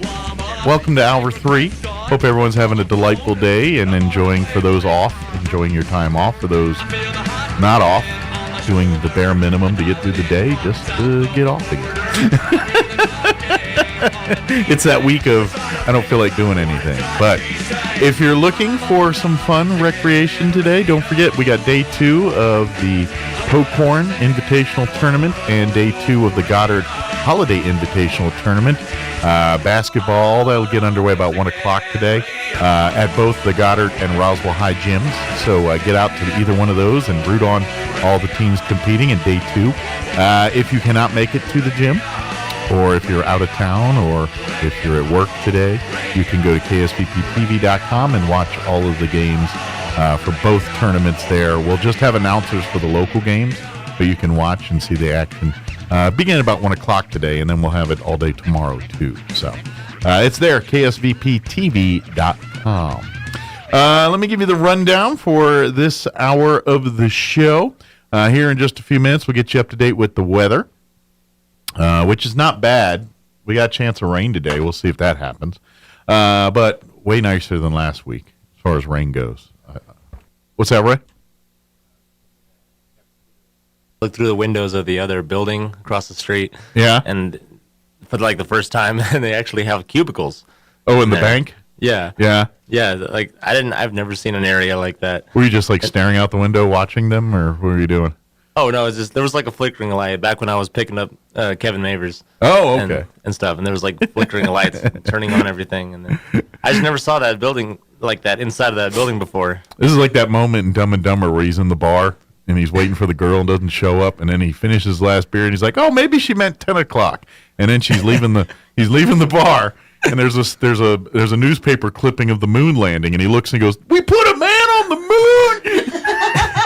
Yes! And then leaves. This is one of those moments, isn't it? He just realized something. Yeah, it's like that because I've never seen like an actual cubicle outside of the movies, like in that area. We don't. We You don't ever seen have a cubicle farm before? No, we don't. We don't have that in Roswell. We do. You just not in places you've been to. Oh yeah, sure. Apparently, yes, they don't have them at fast food establishments or any. Oh yeah, the cubicle farm. But so do you ever had a goal of wanting to work in one? Not really. I just thought it was interesting that I guess they're more confined to like office spaces and they're stuff. a bank. They got important bank stuff to do over there, and everyone needs their cubicles to do that. So. I mean, you always see them in movies, and there you go. Get your TPS reports in. yeah, I mean, you always see them in movies, and they're like always like drab, depressing places and stuff. Well, that's kind of usually the soul sucking. There's a we swapped out our inside baseball on that. We swapped out our computer we use for streaming with another. It's the one we used to use is now being used for something else in Artesia, so they brought this one up. It works fine for everything but this TV in here. It doesn't like it, so it does this in and out. It'll do this weird pixelated thing from once in a while. It's just they don't agree with each other for some reason. But yeah, I was just saying that those rooms are always like usually blacked out or the lights are turned off. Yeah, maybe just the lighting today with it being cloudy out and all of that. It's lights on and the cloudy so you can get a see in instead of the tinted window. Maybe that's it. If you look at ours, we have a nice BB gun hole. Yeah, it was interesting. Someone shot at our window. Oh, wow. Look closer. If you go spend time out there staring at stuff, there's a little hole right there if you look. Yeah, it was interesting. Yeah. All right, let me give you the rundown for this hour of the show. We'll get you up to date with the weather here in just a few. Then, here about 9:15 or so, we have the folks from American Legion Post 61 family joining us one more time in 2022, and we'll get an update from them. Later on, we'll get you up to date with the news of the local variety, along with your Wall Street business update and whatever else we can come up with for this hour of the show. Before we do anything else, let's go ahead and get you caught up on the weather. I'm meteorologist Steve Hamilton with your Pecos Valley weather. Strong low pressure moving into the southwestern states, but we're not expecting any rain from that. We will have gusty wind, though. Breezy today, and our afternoon high will be in the low 60s and cloudy.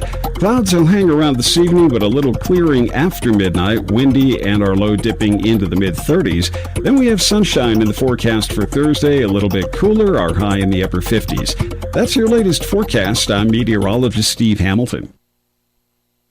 Thank you, Steve. Currently 56 degrees. It says breezy, but I ain't seen the breezing yet.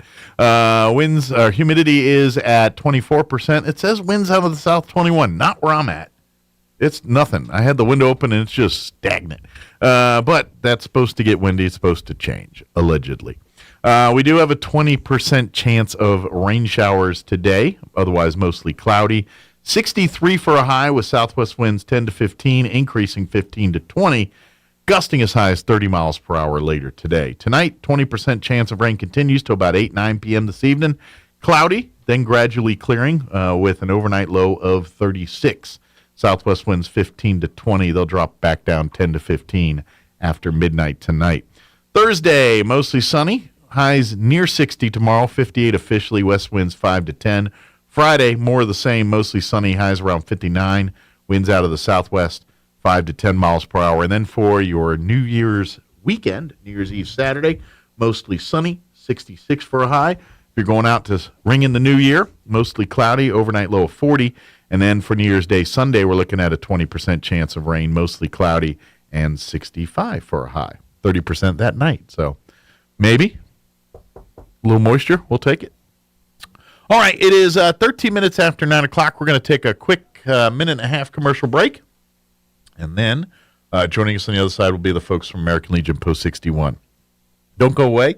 You're listening to Mornings with Mike Winters. At Roswell Honda, they want to earn your trust, then earn your business. Whether it's sales or service, their Spanish-speaking sales reps and service department techs will take great care of you. They have the largest selection of trusted pre-owned vehicles in the state, lower payments, and dependable vehicles. And if you need service, think Roswell Honda. With their multi-point inspection, you and your family can sleep well knowing your vehicle is ready for whatever the road of life throws your way. At Roswell Honda, they want to earn your business. 2177 West 2nd. Hey, by now you've probably heard that health insurance is more affordable than ever. Well, it really is. But did you know that BULNM is the only place you can go to take advantage of the financial assistance available to most uninsured New Mexicans? Plus, we partner with quality brand name health insurance companies you know and trust. And the friendly and knowledgeable team at BULNM makes it so easy to shop and enroll for the right health insurance for you, your family, and your budget. And our help is free. Visit BULNM.com today. If you need a Kubota that works and plays hard, stop looking. You'll find everything you need at Amigo Machinery. When it comes to tough Kubota tractors, mowers, construction equipment, and utility vehicles, all with low-rate financing, Amigo Machinery is your one-stop shop. We are passionately committed to providing our customers with the highest quality products, most innovative solutions, and services delivered with integrity and professionalism. Stop by Amigo Machinery in Roswell or see us online at amigo-machinery.com. A Greek-Canadian man invented the Hawaiian pizza. His name was Tex Colorado, and he was from Detroit. Here's Mike Winters. And good morning. It is 15 minutes after 9 o'clock, and joining us in the studio this morning from American Legion Post 61 family, Legionnaire Commander Lee and Jen, our auxiliary president, back with us as well. Good morning, guys. Good morning. Hi. Merry Christmas, or post-Merry Christmas, Happy New Year. Indeed. How was the holidays for you guys? I would say it was pretty good. I had family come in from out of town. Nice. Yep, it was pretty awesome. So you hosted? I did. My parents came from California, and then my sister, who's deployed in Italy, she flew back to the U.S. and visited for a little while. So where's she at in Italy? Naples. Okay. Yeah. Very cool. I spent 5 months at Aviano. Very nice. In northern Italy. Mm-hmm. Always seemed longer. Yeah. Well, to be honest, it was the first month it was slow and we weren't doing. And then we started bombing Milosevic, and that's when it got busy. So I would imagine time flew then. Yeah. Yeah. But I did get to see Venice before I had to work. Well, that's a place I'd be interested to see before it sinks completely. Yeah. I went there and had a bunch of birds land on me, ate some Italian seafood, and hung out in landing on you? Canoes. Yeah, and gondolas and all that stuff. Oh, okay. So, yeah. But for folks not familiar, American Legion Post 61 joins us each month and gives us an update on what's going on. They'd love to invite people to come to their meetings next Thursday. 1 week from tomorrow will be the. Well, don't forget we're meeting tomorrow to create charity bears. Tomorrow night we're going to have a group doing the charity bears. Yeah. So if you'd like to come out and talk and meet. Come on out tomorrow night. But yeah, our actual official Legionnaire meeting will be the first Thursday of the month. Yeah, the business meeting is then. 6 p.m. At First United Methodist Church. And we'd love to have you come and visit and learn more about what we do and our auxiliary and all of our branches, Sons and our Legionnaire. Meet on the first Thursdays now. Yep. So 6 p.m. But and I know our American Legion Post, we focus kind of our stuff on children. That's kind of our main. We do a lot of like the charity bears for our law enforcement officials and all that to give out at scenes and things. We support scouts. We sponsor scouting, scout troop. Memory Lawn Cemetery is one of our pet projects. We have a group of folks that have done a lot of work to maintain and get that back to being a place where people want to visit, and and they've done a really good job. Yeah, it's they've done looking pretty amazing good work out there. It's night and and day the different. proprietors just send us a check for some money. Good deal. Yeah, they've been really well working with us and doing so. That's kind of our tent pole passion project. Scholarships as well. We also do scholarships. Oh too, yeah, well so. those will be cranking up here in about 2 months. Yeah. So matter of fact, we'll keep you up to date. But if you go to our website, which is roswelllegion.org, you go there, you can learn more about our scholarships and everything there. And I do believe there will be 2 scholarships for the spring semester. Yeah. At $2,500 each. Yeah. Excellent. Yeah. And then you can see all of the qualifications. You must be a veteran or family. Veteran connected. Yeah, in veteran some connected. way. Veteran adjacent, I guess you'd say. Veteran adjacent. Basically, if you would qualify for membership, you don't have to join, but we'd love it if you would. Sure. You qualify for the scholarship. Yeah. And then obviously, our is we want to. It does help your chances. Sure. And then we also, and then ours are focused on people going into STEM-related career fields or first responder, those service type deals. Yeah, and we do classify nurses as a form of first responder. I would say so. Yeah, doctors, medical, nurses. anything medical or. Well, that falls under STEM anyway. Yeah, you got all that sciencey stuff going. Yeah, it's all. Yeah, either way, you're science, covered. Yeah, I just sent money to University of Pennsylvania for. Oh, nice, for one of our scholarship winners. Yeah, Antonucci's kid. Oh, very nice. Yeah, going to University of Pennsylvania. Huh? Yeah, apparently she's going to be a doctor too. Nice. Yeah, good deal. Does she know her field of study? Just curious. I don't remember Like she'll be a discussing surgeon it with him. Yeah, but it was some in sort there. of- It was in her packet, but I don't remember. I always wonder, like when people decide to be a doctor, do any of them like literally say, "I want to be a proctologist," or they just end up there? I mean, I'm guessing a lot of them end up there. I remember talking to Antonucci. We asked him if he landed where he thought he was going to land, and he says not even close. Yeah. But he fell into it because He wanted to be home with his he wanted to family. be home with his family. Sure. Well, there's not too many 911 emergencies for podiatry, so generally speaking, yeah. So you don't want to do the emergency surgery type services stuff. Then you got those, but each one. But I don't know. I was just kind of curious. I didn't know if some like those the lesser the doctors that do things that most people don't want nothing to do with, or people like sign me up to be a doctor of that, or are they kind of like no, I wanted to be a primary care doctor. Now I'm a specialist as proctologist or whatever. But I'm just curious. I don't know. Who knows? You'll have to ask them, I guess, if you ever need one. I'm going to ask you. I just some of the can't doctors imagine waking up in the morning and saying, I want to be a proctologist. I can't either, but to each Stranger his own. things have happened, Yeah, I'm sure. to each their own. Do you thing? God bless you. I just don't know. I want to be a sewage engineer. That's what I want to do. I want to take care of other people's crap. Yeah. Somebody's got to do it. Yeah, they're very necessary. Without them, we'd be in a world of hurt. But we're glad that it's awesome that they're, Yes, that we they're need those doing. people, and I'm sure that people choose those career paths Sure. eventually. But I doubt seriously you know. Well, when you find out how I'm much dreaming about being an astronaut. No, I want to be a wastewater plant manager. Well, then you they know. find out how much that the sewage water manager makes. and they're Actually, like, one of the highest paid professions that I'm aware of is morticians, because a lot Makes of people sense. don't want to be around dead people, but well, and boy, you make a lot of money doing that. Have you ever noticed though that everyone that's People a are dying to mortician's get got in, a warped sense of humor? Now, every one You'd of them have to, I think. a little off kilter, just a little bit. A little different, yeah. I mean, they're professional because they deal with public all the time, and they got to console, and so they've got the charismatic I've skills. always found them to be a little stiff. But hi-yo, here all week. Yeah. Oh boy. Although, never mind. I'm not going to tell the story. I'll tell it off air, but not on air. I was driving the other day, and I am going to tell it. Okay. So I was driving the other day, and I noticed I was driving south. I was seeing a smokestack come up, and I was seeing the smoke, and I'm like, where's it? Is that a fire? And as I'm getting closer, I realized the big funeral home.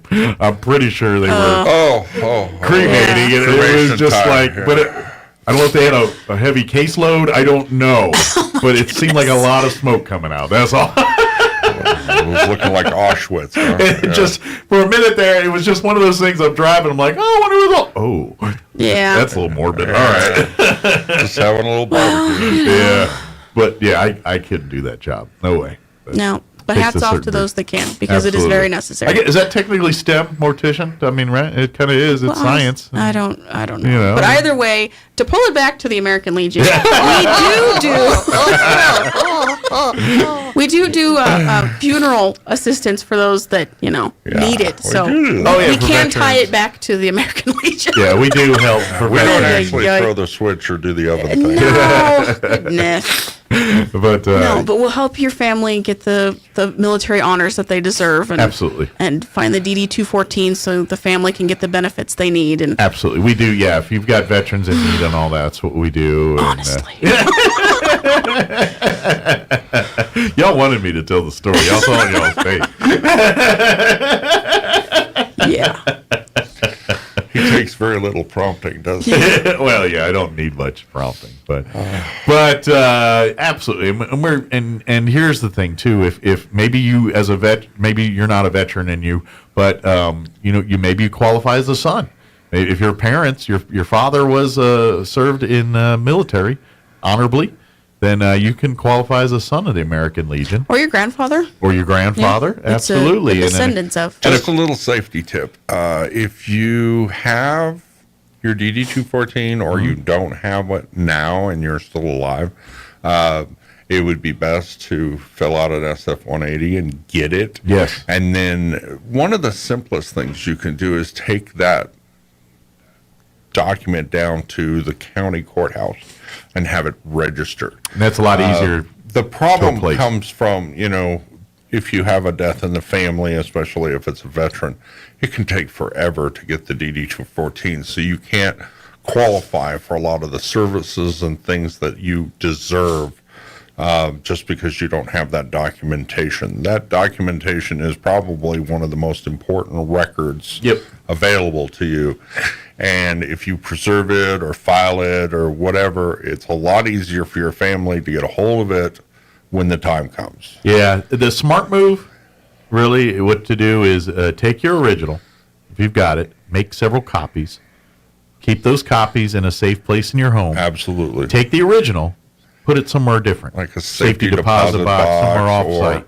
What have you. And that's probably that's a pretty good way to do that. Keep that way, if you need a DD-214 for anything, you go to the DMV or whatever. You got a few just laying around there at the house. Well, even to qualify for the American Legion, you're supposed to show a DD-214, and a lot of times we'll scan it in and we'll keep it on file. So for our members, if there's ever a problem, we have that thing right now. So that's great. So another perk of being a we Legionnaire? can get it to, Carlos, we can get it to one of the military branches or whatever if they're going to send out a detail, or you want a flyby, or you want, whatever. I mean, the Marines are the nicest. They come out with a flag and a detail, and they take care of everything. That's a one-call deal. I email your DD-214 to them, and boy, they're ready to go almost 24 hours later. Well, that's the other a Marine branches of mindset, service takes about 2 or 3 weeks. So, and not every funeral home in town knows what to do, or if they do know what to do, some of them aren't doing it. So the reality is a lot of times you have to contact outside agencies, the VFW, American Legion, Purple Heart people, whatever, so we can get the ball rolling for these services and stuff. It does help when you have organizations like the American Legion kind of in your corner doing some of the legwork with you or for you, and it tends to move the process up a little bit. That tends to help. But you need your DD-214 to get VA services. You need it to get your foot in the door without it. You can't get a home loan through the VA without it. You can't.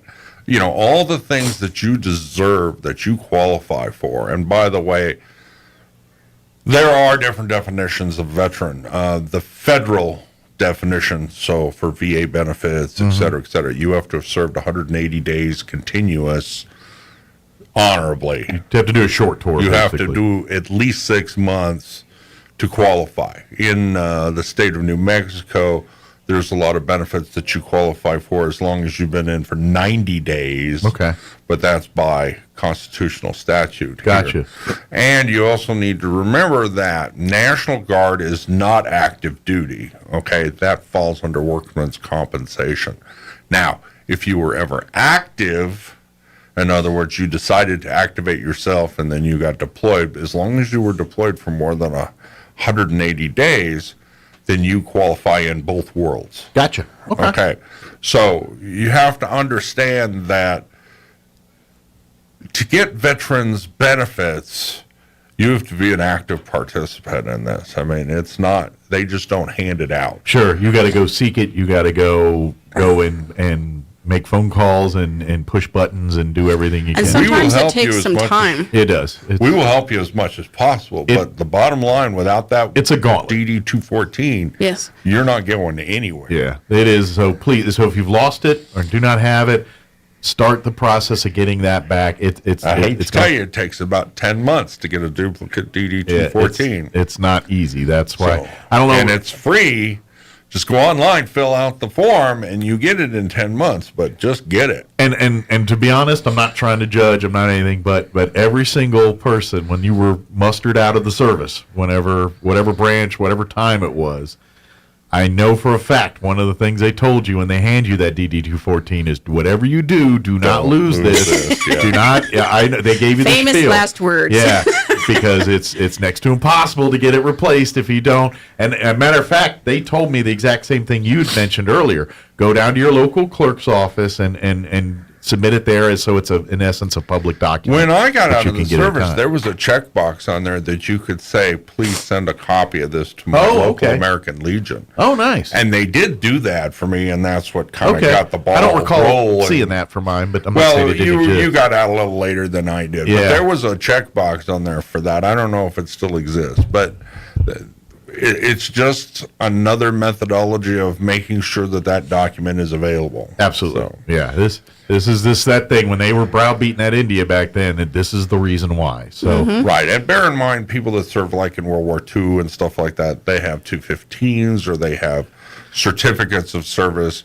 They didn't start the 214 until a little after World War II, so bear that in mind too. So if your grandfather, father, or whatever served in World War I, World War II, you're going to have different documentation. Sure. Yeah. And the next of kin can request those. So even if your veteran has already passed, the next of kin can request it so that they can not only provide services, but have that little piece of family history. Because it denotes all of the stuff that they did while they were in the service. Absolutely. Places they were deployed, Their any medals, ribbons or medals. The standard form 180 is what it's called. You fill out an SF 180, and you can go to my website, roswelllegion.org. On the right-hand side, it says Get Your DD-214. Click on that. It will take you to the official records website. Okay, and as a next of kin, a descendant, you or a wife or spouse, you can request that through the SF-180 process. As I said, takes about 10 months, so do it today. Sure. But it would behoove you to, if you don't have it on hand, because at some point, even if it's not anytime soon, you're going to need to do that to and take for advantage. some of us, it gets updated. So if posthumous to your service, I'm not meaning you're dead, but after you get out, right? Your unit citation or whatever, they will appear on that. Now, I did mine, but I knew it wouldn't be on there anyway, but it wasn't. So, but I requested mine just to see how long it took. 10 months. 10 months. So, Don't wait until you need it. Exactly, because it might be a year before you get it. So that's right. But that being said, if you need help with that stuff, again, reach out to our Legion. We'll be happy to get you in And like touch the with commander people was and help saying, the link for it is on roswelllegion.org. Yeah, and you'll find it there. And then, of course, if you want to learn more about the scholarships or, of course, what our family does and things, you can read all of that there too. For sure.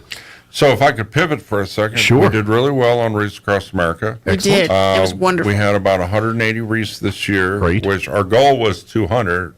So we got close.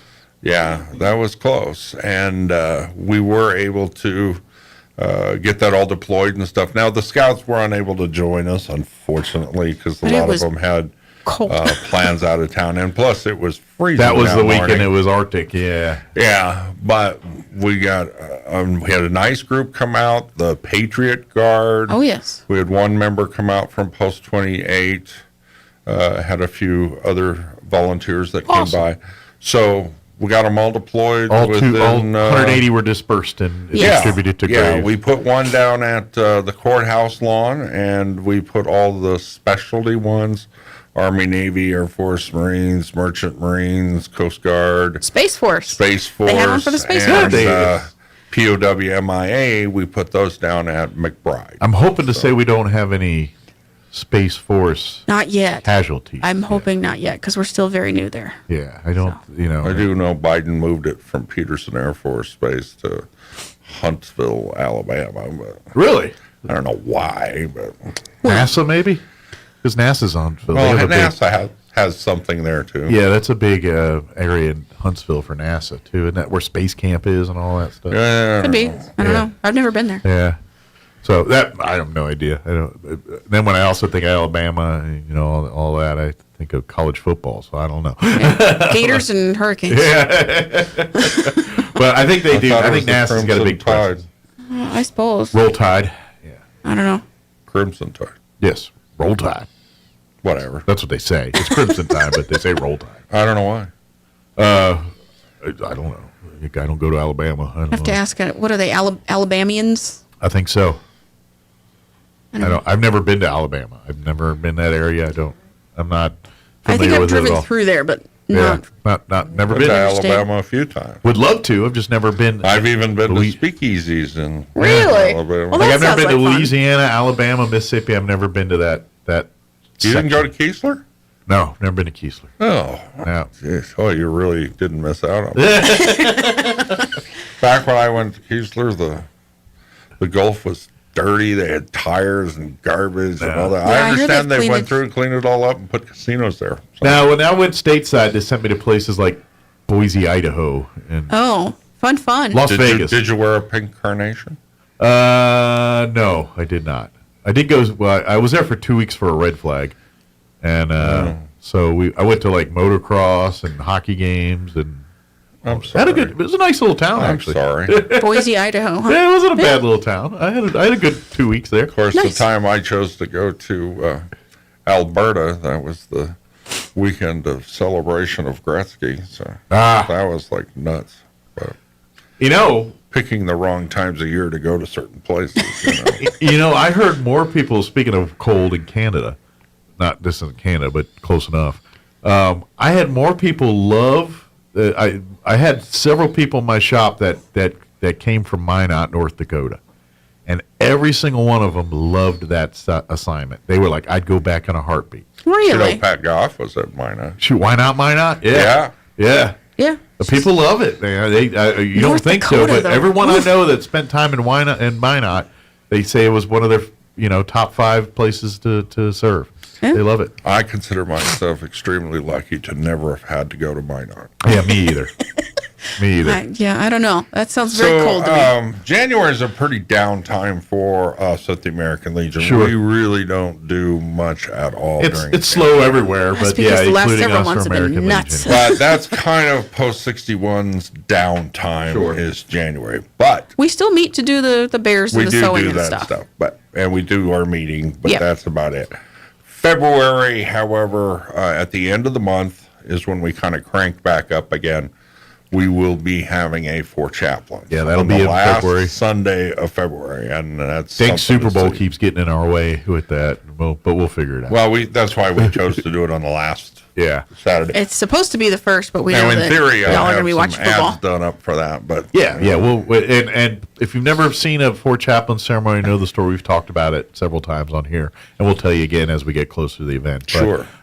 It's a very moving ceremony. I love the story, and I think I think every American should hear that story because it's part of who we are, and it encompasses exactly why we are and what we do. It is, and that yep. story does all of that. So. I know you did a rerun last hour for Roswell Refuge. Yeah. But, American Legion Post 61 donated a bunch of turkeys to them. Great. They A could bunch use of every other little bit. stuff too. So Yeah. I just want to say keep Roswell reference in mind. Yeah, I know. Like I said in that interview, they're looking for like toiletries and bedding and towels and linens. Yeah, and we've stuff got like some that. donations with their names on it. We just got to get it to them. Awesome. Yeah. Speaking of donations, like you said, you guys are back to making the bears here. Mhm. Yeah. How are we on fabric and material? Could we use more Well, we're donations running of that low stuff? on that, but we've got enough for the season, I think. Okay. Yeah, we've got but if lots of someone wants to stuffing. donate some stuffing or Yeah. fabric or What we're really short on is help. some bodies, warm bodies, People to to cut cut out, and paste and cut, sew and put all little that. dots Yeah, on the eyes. I can only stuff a bear so fast, so I could use some help. Okay, so come join tomorrow. Come out tomorrow. What time do y'all get going on? 6 o'clock. Yeah, 6 6 p.m. o'clock is usually about when sewing starts. If you but want to every- eat, come 5:30. Yeah, Bring your own meal. Right. We used to do potlucks, but with all the allergies out there, we figured it was easier just to bring your own. Yeah, of course. One of these, y'all just do them on Wednesdays and then go eat at the church and then go to. Yeah, we've done that before. I know that Lizzie had indicated we have a certain number of bears that we're ready to drop off. I think we're going to do it today. Okay. His burn rate in the winter time is about 15 a month. Thereabouts, yeah. Because with it cold and everybody trapped inside, nobody likes each other. They punch each other. So. More domestic violence. Yeah. More. It's really sad. It is very sad. I would love it to where they say, no, we hardly have to give these bears away, but unfortunately, well, in the that's not summer the he case. says 2-3, a month is all he needs. But November through about March. When it's cold and everybody's inside, they get on everybody's nerves. Things happen, and mental health, and everything else that goes on, and the kids are at the end of the day are all the victims. One thing about knowing the sheriff, I found out about all these cyclical things, and a lot of it's not really that good. So Yeah. I just never had that much insight until I had a friend that was a sheriff. So you don't realize what our law enforcement see on a day-in-day basis. Well, I guess I knew. I just never really put it in. Well, you don't think it's in your backyard. You think it's it really is somewhere here. else, and it's literally in your backyard. And I don't know. I'm getting a little concerned about the proximity of gunfire these days. I mean, I'm hearing it like every few days now. Yeah. Again, 'tis the season. Yeah. But if you want to be able to help, we can always use more felt. So like the soft fabric stuff, because we're using it to make bellies and hearts and noses and all if you kinds of stuff. want to donate felt, that would be a good thing. And of course, come out Thursday. Yep. If you'd love to help cut, if you can sew, great. But if you don't have those if you skill can sets, sew, please come. you don't have the skill sets. Being updated, we have 18 bears to give away today. Yes. All right. So 18 bears, that means 18 bears need to be made to replace them. Right. Well, pretty much. And you can sponsor them for $10 a piece. Yeah, that's another way, too, is you can, if you have no skills, but I can give you money, we'll take that, too. That works, we are running really low on donation right now on several fronts. We're running really low for memory lawn. Okay. Yeah. And we'll be picking up, cutting grass and all that. Yeah, we're trying to pad it now so we can afford the gas prices when the spring comes. And we're going to need donations for all of our other programs and stuff like that coming up. Now, we did get a donation from Gomez for about, what was it, $1,200. Yeah, $1,200. But that was earmarked for Operation Comfort Warrior. So, which is a really cool program. Which is a great program, but that means we didn't see a dime. It doesn't help with memory lawn. Nothing. Nothing stayed here. And you can earmark as well too if you want to donate and say, hey, but here's $100, but I want it to go to memory lawn, and we're like, no problem. Absolutely. Or the Scouts or whatever. Or Scouts or whatever your passion project that we happen to think is pretty cool too. So. Yeah. Yep. Yeah. Well, one of the big things that we need to, we try to donate to, there's two primary donations that we try to do every year. One of them is for Fisher House. And if you don't know what Fisher House is, it's a building that's up at the VA up in Albuquerque. And if your veteran is undergoing treatment, the family can stay at the Fisher House at no cost. Yeah, it's kind of like Ronald McDonald House for veterans. It is. For veterans and family, yeah. We go that way. We tend to fund that. We try to send, $500 or $1,000 every couple of, every quarter or something like that to make sure that they're fully funded for families and stuff. And the other one is Child Welfare Foundation. Yep. That is one of the big charities in the American Legion that it actually funds several different things because a lot of people can apply for grants from that. And so it really helps out children and youth. Excellent. Just children in general. So, we make donations to that through our posts, through donations we give and things like that, too. So those are just some of the things we support. And we also support local. I mean, absolutely. We did the Roswell Refuge. Yeah. We did the Assurance Home. Yeah, several others. Mm-hmm. Yeah, you've done in years past other organizations too. It's just it's wherever the need's greatest at that particular moment, we tend to turn up and help out what we can do. So. Right. For sure. But we would love to have more people be a part of that. We could really use some more manpower. We only have a few that are in state and very active. So if you'd like to help us out, if you want to join and help your community, you have to be either a veteran the spouse or somehow related to the veteran. Child of a veteran. Yeah, the details are on our website, but it's a good and any organization. veteran that, however, if you just want to come help build charity bears, Yeah, you don't have to be a member to do that. we'll just come and hang out and be a bunch of social people doing social That's so what we helping do. people out. We've had several people just drop by and start helping out. Yeah. It's a great thing. We love it. That's is. how things get done. But to be a Legionnaire, if you are a veteran that served honorably, pretty much since Pearl Harbor, December 7th, anybody that served in the military honorably since Pearl Harbor qualifies for the American Yeah, Legion. they changed that a few years ago. So Yeah. if you fell in the what we call the donut holes before, those are gone. Those are You gone. can join us. Yeah. Finally, we convinced them to do that. But and not to toot horns and things, but the American Legion is it's literally an act of Congress. It's formed by Yes. Congress. We now, granted, other organizations definitely have the ear of Congress and when it comes to veterans issues, but American Legion's kind of put there just for that very reason. So this is kind of nationally our main project too. So. Yeah, the Legion and Auxiliary were chartered by Congress. Yeah. So if you are passionate for veterans services, veterans needs, and helping veterans, we would love to have you come be with us.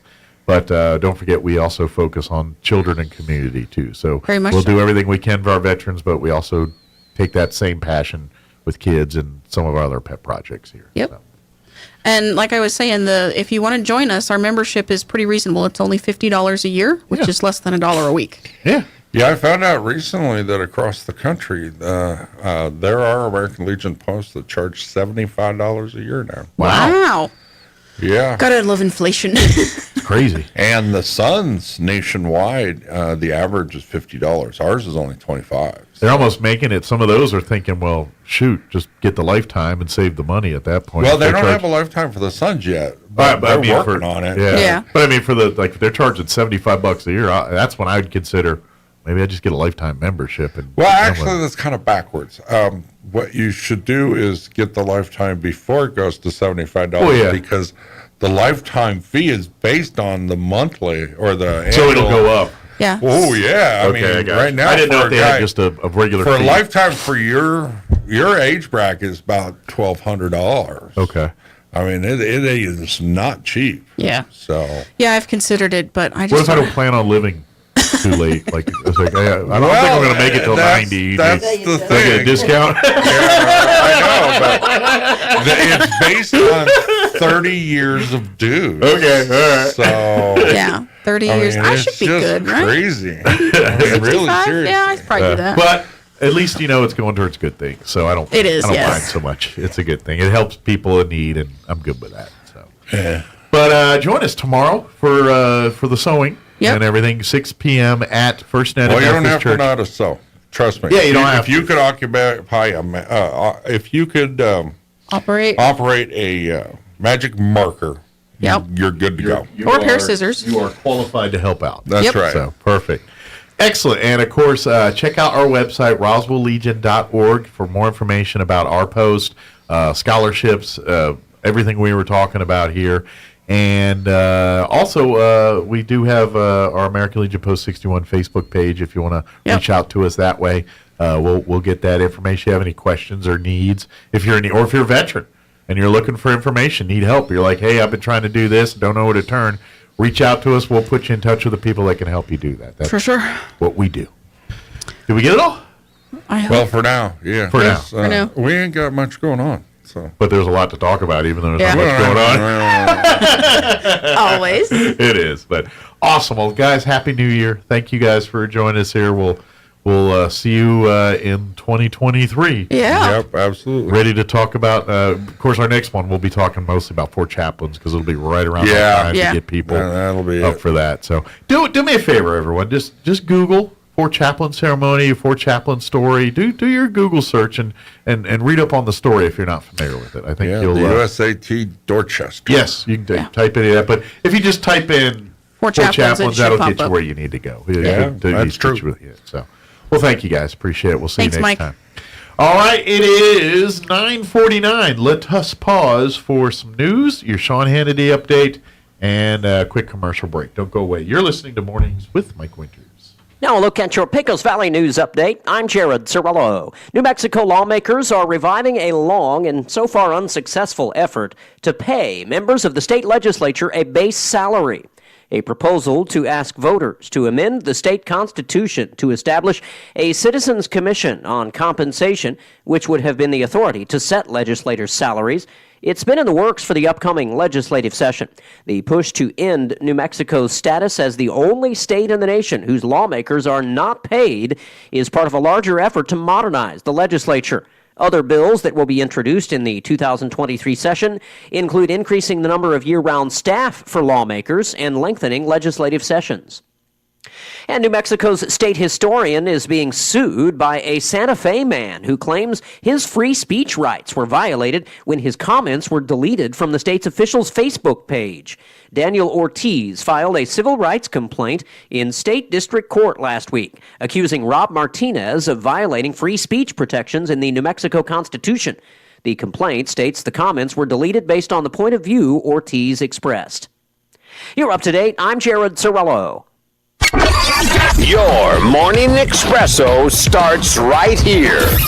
It's the Sean Hannity Morning Minute. You can't blame Russia. You can't blame Saudi Arabia. You can't blame other countries because you inherited energy independence and you abandoned the policies. And just before the election, Joe Biden doubled down on it. And he doubled down on getting rid of any coal production, which angered Joe Manchin. Manchin should be angry because that's his state's, the lifeblood of the state's economy, energy. And maybe if Herschel Walker can win in Georgia, this would have a profound impact. Maybe Joe Manchin will switch parties. He's up for re-election. People in his state are furious with him. They liked him a lot better when he was fighting his own party, and he could be a hero, and he can also, fight now for the policies that are critical to his state's economy. The Sean Hannity Show from coast to coast later today. Hey, do you want to improve your shooting? Of course you do. Now, you're going to love Mantis X. Now, they have improved my shooting dramatically. It is a must-have for every responsible gun owner. Now, the Mantis X is a high-tech but simple-to-use system used extensively, by the way, by the military, and it improves your shooting quickly and will give you the confidence in your ability to protect what you love. Now, here's how it works. You attach the Mantis X to your firearm. You connect with an app on your smartphone or tablet or Bluetooth. It gives instant feedback on what you're doing right, what you're doing wrong, and how to correct your technique. Now, the Mantis X is like a firearms instructor right in your pocket, and 94% of shooters improve within 20 minutes using Mantis X. And Mantis X is the best way to train at home. No driving to the range, no spending money on range fees and ammo. You're going to save a ton of money and improve your shooting. So start improving today. Just go to mantisx.com. That's MANTISX.com. I'm meteorologist Steve Hamilton with your Pecos Valley weather. Strong low pressure moving into the southwestern states, but we're not expecting any rain from that. We will have gusty wind, though. Breezy today, and our afternoon high will be in the low 60s and cloudy. Clouds will hang around this evening, but a little clearing after midnight, windy, and our low dipping into the mid-30s. Then we have sunshine in the forecast for Thursday, a little bit cooler, our high in the upper 50s. That's your latest forecast. I'm meteorologist Steve Hamilton. It's time for the Chavez County Sports Report. Got some tournament scores for you. Yesterday, the Polk Horn boys basketball tournament and the Goddard girls basketball tournament both took place for opening round for each. Roswell in boys hoops defeated Kirtland Central 82-49. The Coyotes will take on Lovington in a Polk Horn semifinal tonight. Meanwhile, Goddard was smacked down by Navajo Prep 56-25. Goddard will take on Los Alamos on today in the consolation bracket. Meanwhile, in the girls tournament, it was Goddard beating Dexter pretty easily, 49-12. Goddard takes on Academy. Today, Academy defeated Miyamura in the opening round. And Roswell's in the semis of the Goddard tournament by knocking off Lovington 58-43. The Lady Coyotes take on undefeated Kirtland Central today at 2:30. The Sports Report brought to you by DSI. Call DSI for all your office technology needs. I'm Eric Butler at Roswell's Talk FM 106.5. With the Wall Street Business Report, I'm Rich Thomason. Stocks are lower on Wall Street at mid-morning amid cautious trading. Shares mostly lower in Europe and Asia as markets count down to the end of a painful year for investors with no end in sight to uncertainty stemming from the pandemic and the war in Ukraine. Elon Musk defending his massive cost-cutting at Twitter as necessary for the social media platform to survive next year. Musk says he spent the past 5 weeks cutting costs like crazy. He describes Twitter as a company that has been in the fast lane to bankruptcy. Bookings for international air travel in China are soaring as China plans to resume issuing passports for tourism. Another big step away from antivirus controls that isolated the country for almost 3 years. And it sets the stage for a flood of free-spending Chinese citizens going abroad for next month's Lunar New Year. For the Wall Street Business Report, I'm Rich Thomason. At Roswell Honda, they want to earn your trust, then earn your business. Whether it's sales or service, their Spanish-speaking sales reps and service department techs will take great care of you. They have the largest selection of trusted pre-owned vehicles in the state, lower payments, and dependable vehicles. And if you need service, think Roswell Honda. With their multi-point inspection, you and your family can sleep well knowing your vehicle is ready for whatever the road of life throws your way. At Roswell Honda, they want to earn your business. 2177 West 2nd. Central Valley Electric is continually learning and advancing technology that improves electric service, reliability, and safety, and in turn enhancing the quality of life for members that we serve in our local communities. CVE offers an account management program called Smart Hub that allows members to track their usage, set up convenient pay methods, and the ability to manage their energy use with smart technologies. A secure system such as Smart Hub is an easy tool to use. To sign up, visit cvecoop.org and click Smart Hub to get started. ENMU Roswell welcomes new and returning students to register online and on campus for the spring 2023 semester. Prepare for brighter days ahead and learn new career skills in arts and sciences, technical and health education right here at home. Classes start January 17th. Talk with an advisor today. Call 575-624-7000 or log on to roswell.enmu.edu. Success starts here. ENMU Roswell. Let the countdown begin. In 2022 on a high note at Big O's year-end sale. Head to Big O for our best deals on tires, brakes, oil changes, and more from December 12th through January 8th. And right now, get a $70 Visa reward card or Visa virtual account after online submission on a set of 4 new Michelin passenger or light truck tires.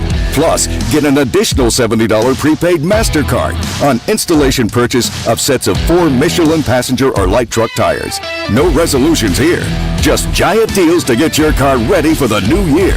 But hurry, you only have a few days left to save. Go big at Big O during our incredible year-end sale, December 12th through January 8th. Big O Tires, the team you trust. Installation charges extra. Required on all 4 tires. Not valid with other offers. Disposal fees and shop fees extra where permitted. Void where prohibited. See rebate form for terms and conditions. Additional retailer offer advertised within is independent from the manufacturer's offer. The best burrito in the game just got a brand new location. Burritos and More. Now open at 2506 North Main across from Goodwill in Roswell. So what makes Burritos and More the best burrito in the game? It's simple. The freshest ingredients, homemade tortillas, and a huge menu chock full of all your breakfast and lunch favorites. Plus, enchiladas, fajitas, quesadillas, combo platters, and so much more. Open Monday through Saturday, 6 to 2 at 127 South Richardson and at their brand new location, 2506 North Main, across from Goodwill in Roswell. Burritos and More. The best burrito in the game. It's possible to turn peanut butter into diamonds.